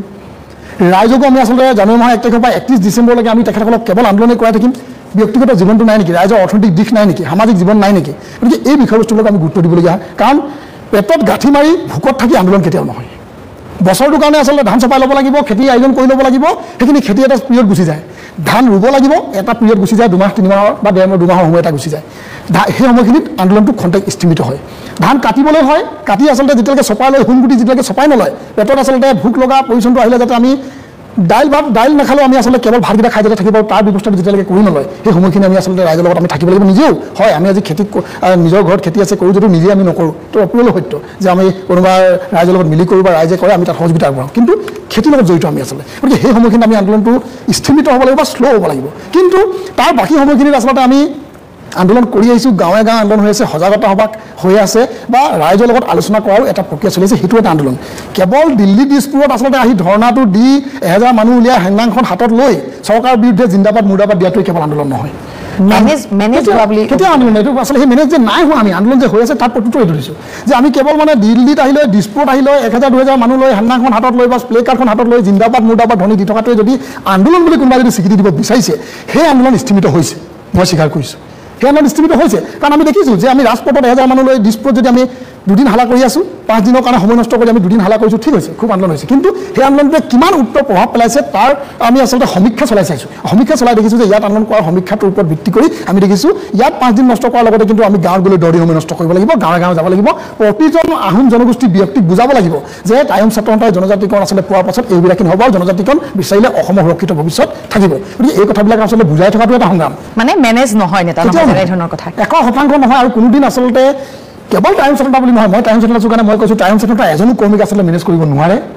ক'ৰবাত কোনোবাই চৰকাৰী কাম এটা যদি কৰিবলৈ যাওঁতে টাইম ছাত্ৰ ল'ৰাই কাম কৰা মানে ক'ৰবাত ঠিকা ঠুলি কৰিব যোৱা মানে আচলতে মেনেজ হৈছে সেইটো নহয় কোনোবাই ক'ব পাৰে যে এইটো পক্ষৰ মেনেজ নাই হোৱা কিন্তু ক'ৰবাত PW কোনোবাই কাম কৰি আছে কোনোবাই PSC কাম কৰি আছে ঠিকা ঠুলি কৰি আছে কৰিব লাগিব কাৰণ সেইখিনিতো আচলতে চৰকাৰে আমাৰ সেই কামটো পোৱালে টেণ্ডাৰ মাৰি কোনোবাই কাম পাইছে ল'ৰাই কাম কৰিছে তাৰ মানে এইটো নহয় যে চৰকাৰ ভৰিত ধৰি মই জাতিক বিক্ৰী কৰি আছোঁ বন্ধকত থৈ মই কামটো লৈছোঁ তেনেকুৱাটো নহয় কৰিব লাগিব যদি পেটত গাঁঠি মাৰি মই কৈছোঁ আন্দোলন নহ'ব অৰ্থনৈতিকভাৱে যেতিয়ালৈকে সবল হ'ব নোৱাৰিব আমাৰ ল'ৰাই আন্দোলন কৰিব নোৱাৰিব অৰ্থনৈতিকভাৱে সবল হ'ব লাগিব যাতে চান্দা সংস্কৃতি যিটো আচলতে অসমত বদনাম হৈ আছে সেইটো টাইম ছাত্ৰ এইটো সংস্কৃতি নাই গতিকে আমি কৈছোঁ আমাৰ ল'ৰাই কাম কৰিব লাগিব তাৰ কামৰ বেনিফিটত যিটো পাব তাৰ পৰা আচলতে তাৎক্ষণিকভাৱে হোৱা আন্দোলনবিলাকত তেখেতৰ যিখিনি সহযোগিতা থাকে বা অৰ্থনৈতিকভাৱে যিখিনি তেখেতৰ সহযোগিতা থাকিব সেইখিনি পাব লাগিব তাৰ কাৰণে আমি অৰ্থনৈতিক সংগ্ৰাম কৰিছোঁ নিশ্চয় এটা বেলেগ প্ৰসংগলৈ আহিছোঁ এইকেইটা দিনত উজনি অসমত বিশেষকৈ উচ্ছেদ আৰু সন্দেহজনক নাগৰিক এই দুটা শব্দই বিশেষভাৱে ক্ৰিয়া কৰি আছে সন্দেহজনক নাগৰিক আৰু উচ্ছেদ সন্দৰ্ভত আপোনাৰ স্থিতি বা আটাছুৰ স্থিতি মই আটাছু বুলি কৈছোঁ যদিও দুজন সভাপতি তথাপিতো কৈছোঁ মই আপোনাৰ স্থিতি কি প্ৰথম কথা হ'ল টাইম ছাত্ৰ সন্থাৰ স্থিতি স্পষ্ট উচ্ছেদ এটা বেলেগ বিষয় আৰু অবৈধ মুছলমান বাংলাদেশী মুছলমান খেদি দিয়াটো উজনি অসমৰ পমুৱা মুছলমান আৰু মিয়া খেদাটো অন্য প্ৰসংগ কোনোবাই আচলতে ইয়াক সামঞ্জস্য ৰাখি একাকাৰ কৰিব বিচাৰিছে এইটো টাইম ছাত্ৰ আমি মানি নাই লোৱা উচ্ছেদ চৰকাৰে কৰিছে চৰকাৰে নিজৰভাৱে ডিচিশ্যন লৈ কৰিছে নে টাইম ছাত্ৰ হওক বা অন্যান্য জাতীয় জনগোষ্ঠীসমূহে বছৰ বছৰ দি অহা দাবীৰ কাৰণে দাবী মানি কৰিছে সেইটো চৰকাৰে জানে কিন্তু আমাৰ দাবী পূৰণ হৈছে আমি কৈ আহিছোঁ আমি হিন্দু হওক মুছলমান হওক খিলঞ্জীয়াই হওক যদি অবৈধভাৱে কোনোবাই যদি হাজাৰ হাজাৰ শ বিঘা যদি উচ্ছেদ কৰি যদি দখল কৰি আছে উচ্ছেদ কৰিব লাগিব কিন্তু তাত আমি এটা কথা কৈছোঁ খিলঞ্জীয়া লোকেও যদি তাত আচলতে তাত অবৈধভাৱে কোনোবা ৰাখি থৈছে উচ্ছেদ হ'ব লাগিব কিন্তু খিলঞ্জীয়াৰ ক্ষেত্ৰত চৰকাৰ সহমৰ্মিতা প্ৰকাশ কৰিব লাগিব আৰু খিলঞ্জীয়া ভূমিহীন লোকক ভূমি দিবৰ কাৰণেই উচ্ছেদ কৰিব কৈছে অবৈধভাৱে কিন্তু সেই ভূমি যদি কোনোবা খিলঞ্জীয়া লোক গৈ আছে তেখেতসকলৰ ক্ষেত্ৰত কিন্তু প্ৰকৃতপক্ষত সুকীয়াকৈ চিন্তা চৰ্চা কৰিব লাগিব চৰকাৰে নীতি ল'ব লাগিব সেইসকলে ভূমি পাব লাগিব আৰু অবৈধ মুছলমানৰ কথাটো যিটো আছে হিন্দু হওক বাংলাদেশী হওক অসমৰ পৰা অবৈধ মুছলমান যাব লাগিব ভাৰতবৰ্ষৰ পৰা যাব লাগিব সেই নীতি চৰকাৰ আছে কিন্তু উজনি অসমত এটা স্পষ্টভাৱে টাইম ছাত্ৰ আমি জনাব বিচাৰিছোঁ অবৈধ যিসকল মুছলমান আছে বাংলাদেশী মুছলমানৰ লগতে মিয়াসকলে নামনি অসমৰ মিয়াসকলে উজনি অসমত গৈ কাৰণ জনগাঁথনি যিটো আছে সেই জনগাঁথনি আপোনালোকে নামনি অসমত সৰ্বজন বিদিত ৰাইজে জানে যে আজি নামনি অসমত গোৱালপাৰা ধুবুৰীত আজি খিলঞ্জীয়া বুলি ক'বলৈ আচলতে কেইদিনমান পিছত চিৰিয়াখানাত চাব লাগিব খিলঞ্জীয়া লোক কোন কাৰণ খিলঞ্জীয়া হৈ থকা নাই খিলঞ্জীয়া প্ৰভুত্ব তাত নাই গতিকে উজনি অসমতো আচলতে সেই এটা প্ৰক্ৰিয়া আৰম্ভ কৰিছে মিয়াসকলে আহিলে কৰ্মসূত্ৰে তেখেতসকলে আহে কোনোবাই কয়লাত কাম কৰিম বুলি আহে কোনোবাই কাঠত কাম কৰিম বুলি কোনোবাই খেতিত কাম কৰিম বুলি আহে কাম কৰিবলৈ অহা আচলতে তেখেতসকলে কিন্তু নিজৰ ঘৰৰ কথা পাহৰি যায় আৰু আহি ইয়াত থিতাপি লয় এজনে কাৰোবাৰ ঘৰত কাম কৰিম বুলি দুদিনৰ কাৰণে থাকে তাৰপিছত তেখেতে তাত কামৰ সূত্ৰে কাম কৰিম দিন হাজিৰা কৰি কাম কৰিবলৈ যত্ন কৰে আৰু তাতে তেখেতসকলে আচলতে আৰু এজন মানুহ প্ৰয়োজন হৈছে বুলি নামনি অসমৰ আৰু দুজন মানুহ মাতি আনে তেখেতৰ ৰিলেটিভ মাতি আনে সেই দুজনে এবছৰ পিছত ছমাহৰ পিছত আৰু দুজন মাতি আনে আৰু তেখেতসকলে 6জন 7জন হোৱাৰ লগে লগে তেখেতসকলে আচলতে তাৰ মাজতে এটা ফেমিলি ৰিলেশ্যন কৰি তেখেতসকলে জনসংখ্যা বৃদ্ধি পায় আৰু জনসংখ্যা বৃদ্ধি পোৱাৰ লগে লগে সেই অঞ্চলটোত আচলতে তেখেতসকলে যেতিয়া এটা মেজৰ সংখ্যক তেখেতসকলে সেই চুবুৰীটোত হৈ যায় তেখেতসকলে তাত অঞ্চলটোত আচলতে কুকৰ্মবিলাক কৰিবলৈ আৰম্ভ কৰে গৰু চুৰ কিবা অন্যান্য মানুহ ঘৰত চুৰ বা অন্যান্য ৰেপৰ দৰে কাণ্ড হ'বলৈ দিছে ক'বলৈ বেয়া মুকলিভাৱে তেনেকুৱা কাণ্ডবিলাক হোৱাৰ পিছত সেই অঞ্চলটো আচলতে এটা লেতেৰা কৰি দিয়াৰ লগতে পৰিৱেশো লেতেৰা কৰাৰ লগতে ঠাইডোখৰো লেতেৰা কৰি দিয়ে আৰু লেতেৰা হৈ সেই অঞ্চলত সেই স্থানীয় লোকসকলে আচলতে থাকিবলৈ ঘিণ কৰি বা এটা এই পৰিৱেশটো বেয়া হৈছে বুলি কয় আমাৰ মানুহে সদায় এটা ভাল পৰিৱেশত থাকিবলৈ বিচাৰে অসমীয়া মানুহে খিলঞ্জীয়া মানুহে পৰিৱেশ বেয়া হৈছে বুলি কয় তেখেতে নিজে আঁতৰি বেলেগ এখন ঠাইলৈ গুচি যায় সেই ঠাইটো তেখেতসকলে নিজাজিকৈ বহি লয় আৰু তাতে লাহেকৈ মছজিদ এটা বনোৱা হয় মছজিদ বনোৱাৰ লগে লগে তেখেতসকলে তাত নিজৰ ভাষা যিবিলাক চিলতীয়া ভাষা আছে বা অন্যান্য ভাষাবিলাক ব্যৱহাৰ কৰি ভাষাৰ প্ৰতি অস্তিত্ব সংকটত আহে আৰু অনুষ্ঠানটো বেয়া হয় তেনেদৰেই মাছ পুহিবলৈ ধৰে অন্যান্য কিবা কৰিবলৈ ধৰে কৰি ব্যৱসায় ভিত্তিত কৰি তেখেতসকলে এইদৰেই কিমান চুবুৰীয়া আচলতে আমাৰ ভিতৰুৱা অঞ্চল আছে য'ত খিলঞ্জীয়া মানুহবিলাকে থাকিব নোৱাৰে সেই অঞ্চলবিলাক তেখেতসকলে ৰাখি গোটেই অঞ্চলটো আচলতে মুছলমানৰ তেখেতসকলে জনবসতি প্ৰদান কৰিবলৈ যত্ন কৰে যাৰ এটাই লক্ষ্য উদ্দেশ্য নামনি অসমত যিদৰে আচলতে তেখেতসকলে জনসংখ্যাৰ গাঁথনি বৃদ্ধি কৰি অসমখন নামনি অসমখন গ্ৰাস কৰিছে উজনি অসমখনক গ্ৰাস কৰা এটা লক্ষ্য উদ্দেশ্য যিটো আচলতে পৰিকল্পনা লাহে লাহে হ'ব পাৰে কিন্তু এইটো উদূৰ ভৱিষ্যতৰ পৰিকল্পনা যিটোক আমি টাইম চৰকাৰে কেতিয়াও মানি নলওঁ আৰু হ'বলৈ নিদিওঁ আইন হাতত তুলি লোৱাৰ কথা কোনোবাই কৈছে আমি আইন হাতত তুলি ল'বৰ কাৰণে নাযাওঁ কিন্তু প্ৰয়োজন যদি হয় আইনে যদি নকৰে তেন্তেতো আমি আইন তুলি ল'বই লাগিব কাৰণ খিলঞ্জীয়া অস্তিত্বৰ কথা আছে জনগোষ্ঠীৰ অস্তিত্বৰ কথা আছে আৰু এই সকলোবিলাক সমস্যা সমাধান হ'ব লাগিব কোনো পৰ্যায়ত তেখেতসকলে গ্ৰাস কৰিব নোৱাৰিব এইটো এটা স্থিতি স্পষ্ট আৰু আমি এই সংগ্ৰাম ইতিমধ্যে টাইম চৰকাৰৰ নেতৃত্বত হৈছে বা আমি কৰি আছোঁ সকলো সহযোগত আৰু কৰি যাম আপোনাৰ ওপৰত কেইটামান ব্যক্তিগত অভিযোগো আছে আৰু কিছুমান সমজুৱা অভিযোগো আছে আমাৰ প্ৰথম অভিযোগটো এইটো কাৰণে যে সাধাৰণ যিসকল নাগৰিক আছে বা সাধাৰণ জনতা আছে সেইসকলৰ কেৱল মিলন বুঢ়াগোহাঁই বুলিয়ে নহয় দল সংগঠন কৰা যিসকল নেতা তেওঁলোকৰ ওপৰত সততে এটা অভিযোগ আহে যে তেওঁলোকে যি ধৰণৰ সংগঠন চলাই থাকে বিশেষকৈ উজনি অসমৰ যিসকল নেতা আছে সেই নেতাসকলে আন্দোলন কৰে বা বিভিন্ন ধৰণৰ তেওঁলোকে সংগঠন চলাই লৈ যায় কিন্তু তেওঁলোকৰ যিটো জীৱন যাপন সেই জীৱন যাপনটো অতি বিলাসী তেওঁলোকে বিলাসী বাহনত ঘূৰে বিলাসী মোবাইল লয় ঘড়ী পিন্ধে তেওঁলোকৰ যিটো জীৱন যাপন এটা বিলাসী সেইটো সাধাৰণ নাগৰিকৰ বা সাধাৰণ জনতাৰ চকুত পৰে আৰু তেওঁলোকে প্ৰশ্ন বিভিন্ন সময়ত কৰে যে আন্দোলন কৰিয়ে তেওঁলোকে এনেধৰণে পেট পোহপাল দি আছে পোহপাল দিয়া নহয় বিলাসী জীৱন এটা কটাই আছে মিলন বুঢ়াগোহাঁইৰ ক্ষেত্ৰত এইটো কি দম্ভালি মাৰি কৈছোঁ যে প্ৰকৃত সত্য কথা এইটো কাৰণ চাইকেল চলোৱাৰ দিন আজি প্ৰেক্ষাপটত নাই চাইকেল ৰেলী কৰি আন্দোলন কৰাৰ দিন নাই এতিয়া মটৰচাইকেল ৰেলী উলিয়াব লাগিব তিনিচুকীয়াৰ পৰা যদি গুৱাহাটীত এটা অনুষ্ঠান আয়োজন কৰিবলৈ হয় বাছত আহি আচলতে ট্ৰেইনত আহি ইয়াত সংগ্ৰাম কৰাটো হয়তো হ'ব পাৰে কিন্তু তাৰ পৰা আহি আচলতে ইয়াত অংশগ্ৰহণ কৰাটো একেপক্ষে সম্ভৱ বুলি আমি নকওঁ কাৰণ বাটত বাছখন যদি বেয়া হয় অনুষ্ঠানটো সময় নাপাওঁ ট্ৰেইনৰ কিবা কাৰিকৰী বিজুতি ঘটিব পাৰে আমি নাপাওঁহি গতিকে এখন ব্যক্তিগত বাহনৰ প্ৰয়োজন আছে কিন্তু কেৱল মিলন বুঢ়াগোহাঁই নহয় মিলন বুঢ়াগোহাঁইৰ লগত থকা টাই-আহোম ছাত্ৰ সন্থাৰ প্ৰতিজন কৰ্মী মোৰ ব্যক্তিগতভাৱে থকাৰ লগত কৰা টাই-আহোম ছাত্ৰ সন্থাৰ প্ৰতিজন কৰ্মীয়ে অৰ্থনৈতিকভাৱে সবল আৰু সবল হোৱাটো আমি কামনা কৰোঁ তাৰ কাৰণে আচলতে অৰ্থনৈতিকভাৱে সবল হ'বৰ কাৰণে যিখিনি কৰিব লাগে তাৰ ক্ষেত্ৰত আমি দম্ভালি মাৰি আচলতে মূৰ তুলি আমি কাম কৰিবৰ কাৰণে প্ৰস্তুত আছোঁ আৰু অৰ্থনৈতিকভাৱে সবল আমি কৰাই তুলিম কাৰণ অৰ্থনৈতিক সংগ্ৰাম যেতিয়ালৈকে সম্ভৱ নহয় তেতিয়ালৈকে জনগোষ্ঠী উত্তম নহ'ব কাৰণ আৰু এই বুলি নহয় যে ক'ৰবাত আচলতে কাৰোবাৰ পৰা আমি ডকা হকা দি পইচা লৈ কাৰোবাৰ পৰা আচলতে সাহায্য বিচাৰি আমি ক'ৰবাত গাড়ী ঘোঁৰা কিনিছোঁ এই কথাও হ'ব নোৱাৰে প্ৰতিজন কৰ্মীয়ে মই ইতিমধ্যে খন্তেক আগতে কৈ গৈছোঁ কৰ্মৰ লগত জড়িত কোনোবাই যদি খেতি কৰিছে ভালভাৱে কৰিছে তাত আমি সহযোগ কৰিছোঁ কোনোবাই যদি মৎস্য পালন কৰিছে তাত তেতিয়াও আপোনালোকে উজনি অসমত গ'লে দেখিব মৎস্য পালন আচলতে আমি দম্ভালি নিৰ্ভীকতাৰে কৰিছোঁ কোনোবাই যদি আচলতে শাক পাচলি বেপাৰ কৰিছে তাতো দাম্ভিকতাৰে আমি কৰিছোঁ আৰু কোনোবাই যদি ডাঙৰ কনষ্ট্ৰাকশ্যন কোম্পানীয়ে কাম কৰি আছে সেই কনষ্ট্ৰাকশ্যন কোম্পানীয়ে আচলতে 2000 কোটি টকা কাম যদি কৰি আছে টাই-আহোম ছাত্ৰ সন্থাৰ কৰ্মীৰ আচলতে সামৰ্থ্য নাই যে 2000 কোটি টকা কাম কৰিব কিন্তু সেই 2000 কোটি টকাৰ ভিতৰত থকা আচলতে 1 কোটি বা 50 লাখ বা 30 লাখ টকীয়া কামটো কিন্তু সেই ঠিকাদাৰজনে দিব লাগিব লোকেল আমাৰ টাইম চৰকাৰ স্থানীয় ল'ৰা তাৰ কাৰণে আমি সংগ্ৰাম কৰিব কাৰণে প্ৰস্তুত আছোঁ সেইদৰে আচলতে টাইম চৰকাৰ কৰ্মীয়ে কাম কৰিছে অৰ্থনৈতিকভাৱে সবল হৈছে আৰু গাড়ী ঘোঁৰা লৈ ঘূৰিব আৰু ঘূৰি থাকিব যিমানে মানুহ নকওক কিয় আৰু আমি আশা কৰোঁ আহোম জনগোষ্ঠীৰ প্ৰতিজন ব্যক্তিয়ে গাড়ী ঘোঁৰা লৈ দিনে ঘৰত আমি বিচাৰিম যাতে চাইকেল লৈ যাতে কোনোবা দৰিদ্ৰ দুখীয়া হৈ থাকিব নালাগে কোনোবা টাইম চৰকাৰ লগত জড়িত বা আহোম জনগোষ্ঠীৰ লোকে কোনোবা যাতে বাট পথত 2000 টকাৰ চব্জি কিনি যাতে দিনটোত 50 টকা ঘটাটো আমি নিবিচাৰোঁ ডেইলি 2000 টকা মিনিমাম ঘটাটো বিচাৰিম তাৰ কাৰণে আমি সংগ্ৰাম কৰি আছোঁ স্বাগতম জনাইছোঁ আজিৰ যিখন সঁচা কমৰ আজিৰ অতিথি হৈছে মিলন বুঢ়াগোহাঁই ডাঙৰীয়া বিভিন্ন প্ৰশ্নৰ উত্তৰ আমি তেওঁৰ পৰা আমি জানিবলৈ চেষ্টা কৰিছোঁ মই বিৰতিৰ পূৰ্বে কৈছিলোঁ যে কিছুমান অভিযোগ আছে ব্যক্তিগত অভিযোগ কিছুমান সামাজিক অভিযোগ ব্যক্তিগত এটা অভিযোগ আছে আপোনাৰ ওপৰত সেই অভিযোগটো আপুনি খণ্ডনো কৰিব পাৰে আমি বিভিন্ন ধৰণৰ তথ্য যিহেতু আমি বিভিন্ন স্থানৰ পৰা আহে সেই অভিযোগ সঁচাও হ'ব পাৰে মিছাও হ'ব পাৰে সেই অভিযোগটো এটা তেনেধৰণৰ অভিযোগ